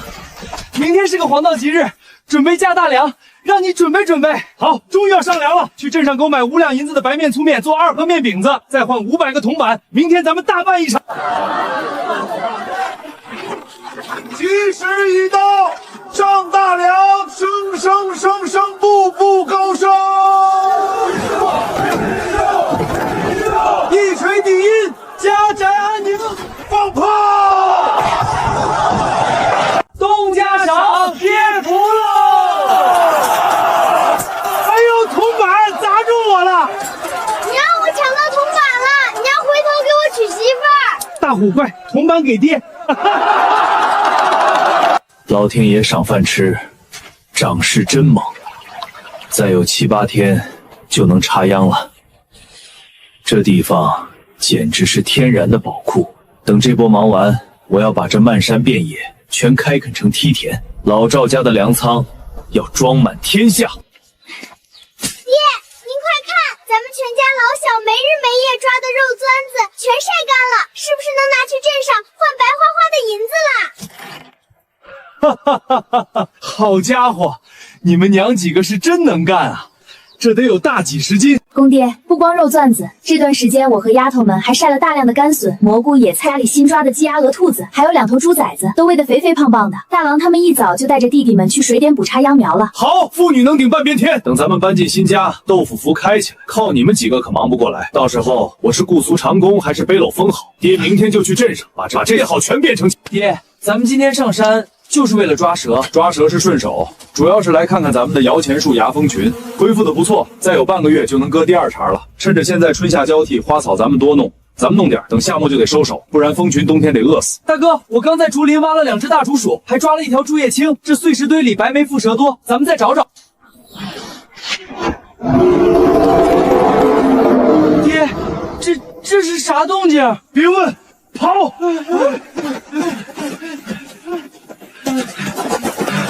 大哥，那到底是个啥？是熊瞎子，估计是被牙蜜的香味引过来的。完了，这熊瞎子可是大凶物，咱们就这几把破木叉和柴刀，遇上就是送死啊！可牙蜜在那儿，咱们总不能以后都不来了吧？大不了咱们再挖个深坑大陷阱，300斤的大野猪都能弄死，还怕他个熊瞎子？到时候往坑里倒点蜂蜜引他。好小子，有种！这事儿回头再细细盘算，先把装蛇的麻袋找个坑藏好，明天一早咱们去镇上发财。老弟啊，你这是把石龙山给包圆了吧？董大夫，点货算钱：4罐蜂蜜，12斤8两，25两6毛；大的肉钻子23斤，1斤200文，4两6毛；小的18斤多，算900文。董大夫，这玩意儿要不要？好东西，龟壳能助药，给你2两银子。白眉蝮蛇3条，尖嘴蝮蛇2条，这5条大毒给你15两，麻皮蝮蛇7条，3两5钱，斑纹蝮蛇3两，银环蛇2两，还有2条黑金子，1条2两，没毒的蛇4、6条，如叶蜂2两，算你3050个铜板，你清点。这钱来的太暴了，真想外加660个抓蛇。不过昨天那熊瞎子可不是闹着玩的，赚钱虽然爽，小命更要紧。客官，您定做的这2口大铁锅，锤了足足几千次，绝对不糊底。就是这价格，5两银子1口，2口得10两。好锅配好价，连同隔壁杂货铺订的2套大石磨和细长水缸，给我一并装上牛车。客官，您这新宅子要定做的家具可太多了，木床、双层高低床、大衣柜，全要上好木料，还得刷底漆抹桐油，这全套下来，少说得125两银子。您看，这是50两定金，签契约。房子盖好那天，家具必须给我送上门。哎呦，大东家您放心，保证误不了您的事儿。野味不错，不过这2只竹鼠长得像大老鼠，卖不上高价，一只算你50文，一共500多文钱。老四拿着，这2只竹鼠还有算下来，你这一净赚7两5钱银子。大哥，我老四这辈子就死他地跟着您干了，跟着哥，以后吃香的喝辣的，走回村儿，咱们的大宅子还等着呢。郑师傅干得漂亮，这3排柱子稳当。中间那层横梁给我钉上铁钩子，用来挂十字木架绿豆浆。石磨区留够2头驴转圈的空间。东家，您这布局绝了，底下铺青砖留地漏，连着排水沟，连后门直通猪圈，用豆渣喂猪都想到了。这豆腐房简直是个生前的聚宝餐啊！大哥，你找我？老四，这是昨天卖蛇和竹鼠的钱，你和老三轮换着盯工地，等房子盖得差不多了，你们3兄弟跟我一起上山赚大钱。谢谢大哥。一天赚好几两，村里人知道了，非得羡慕疯不可。爹，今天按人头发零花钱，爹拿着买糖吃。说正事儿，三郎，昨天在山上碰见的那头熊瞎子，你们有主意没？爹，熊瞎子的皮毛老值钱了，咱们挖陷阱，一个不行挖2个。要抓就抓活的，坑必须挖3米深以上导刺，底下多倍不能粗麻绳。咱们用家里的蜂蜜做诱饵，引它入瓮。D， 在坑边涂满粘稠的蜂蜜。老弟，这3麻袋蛇一共76两银子，你收好。熊瞎子没抓到，顺手抓几条蛇就赚了快60两纯利。老3老4一人分8两多，这来钱速度绝了！都看好了，下秧田拔秧，必须斜着横着拔，千万别伤了根。这田是新开荒的，肥力有限，所有人排成排，隔开1米多留条道，拉开间距，插细一点，给我横平竖直的插。横平竖直的插，你们看赵青虎家的水田，这秧苗插的跟画了格子似的，一排排笔直，齐了，真是齐了！我种了一辈子地，从没见过这么插秧的，中间留那么宽道干啥？哈哈哈，这叫留行通风，以后除草抓虫子，直接从这道里走，绝对踩不坏庄稼，通风透气，水稻才长得壮，结得满。高，实在是高啊！青虎，你这脑子是开过光吧？这水田伺候的跟绣花似的，等秋收的时候。他家这产量绝对少不了。爹，秧苗全活了，咱们老赵家的粮仓今年非得撑爆不可。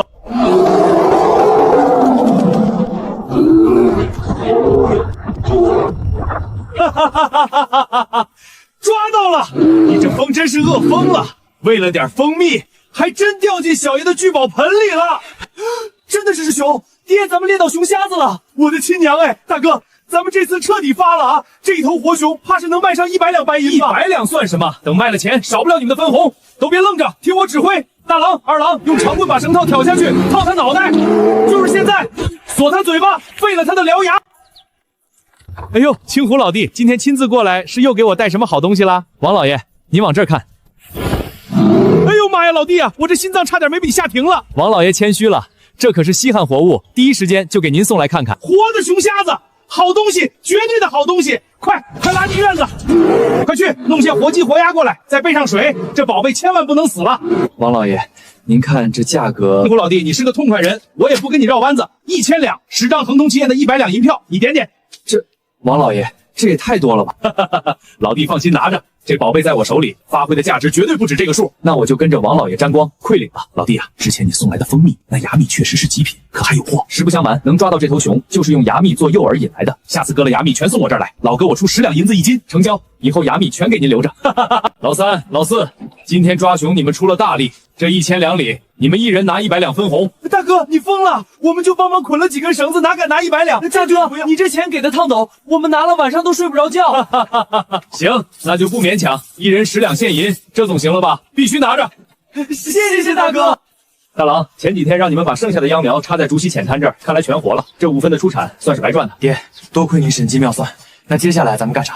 接下来的重头戏是冬小麦和咱们新开的这11亩旱地。爹，我去脸棚看了，已经有7、8厘米高了。好，过2天就移栽瓜菜的苗全给我种在棉花地边缘。咱们家4面8方都是荒地，南瓜就让它满地爬。不过那丝瓜不行，大郎，你带人去砍些竹子，给丝瓜搭架子。不搭架子，它结不出好瓜。咱们老赵家的日子必须给我节高。谢谢爹。好。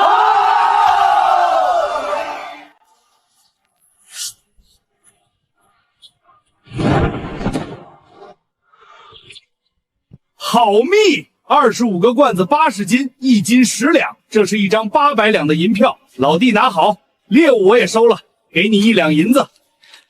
多谢王老爷。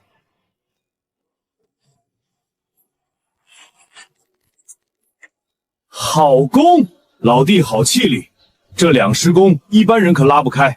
这把2石的，还有那3把1石的，我全要了。再来200根铁头羽箭，一共70两银子。客官，您这新宅子要定做的家具可太多了，木床、双层高低床、大衣柜，全要上好木料，还得刷底漆抹桐油。这全套下来，少说得125两银子。您看，这是50两定金，签契约。房子盖好那天，家具必须给我送上门。哎呦，大东家您放心，保证误不了您的事。老3、老4，这次卖芽蜜，你们一人分160两。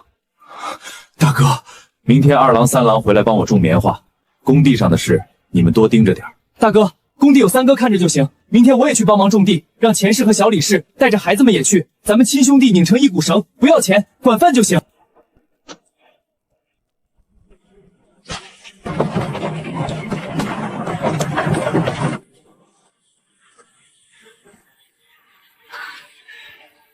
种子全下地了，等到了秋天，这里就是一片白银矿。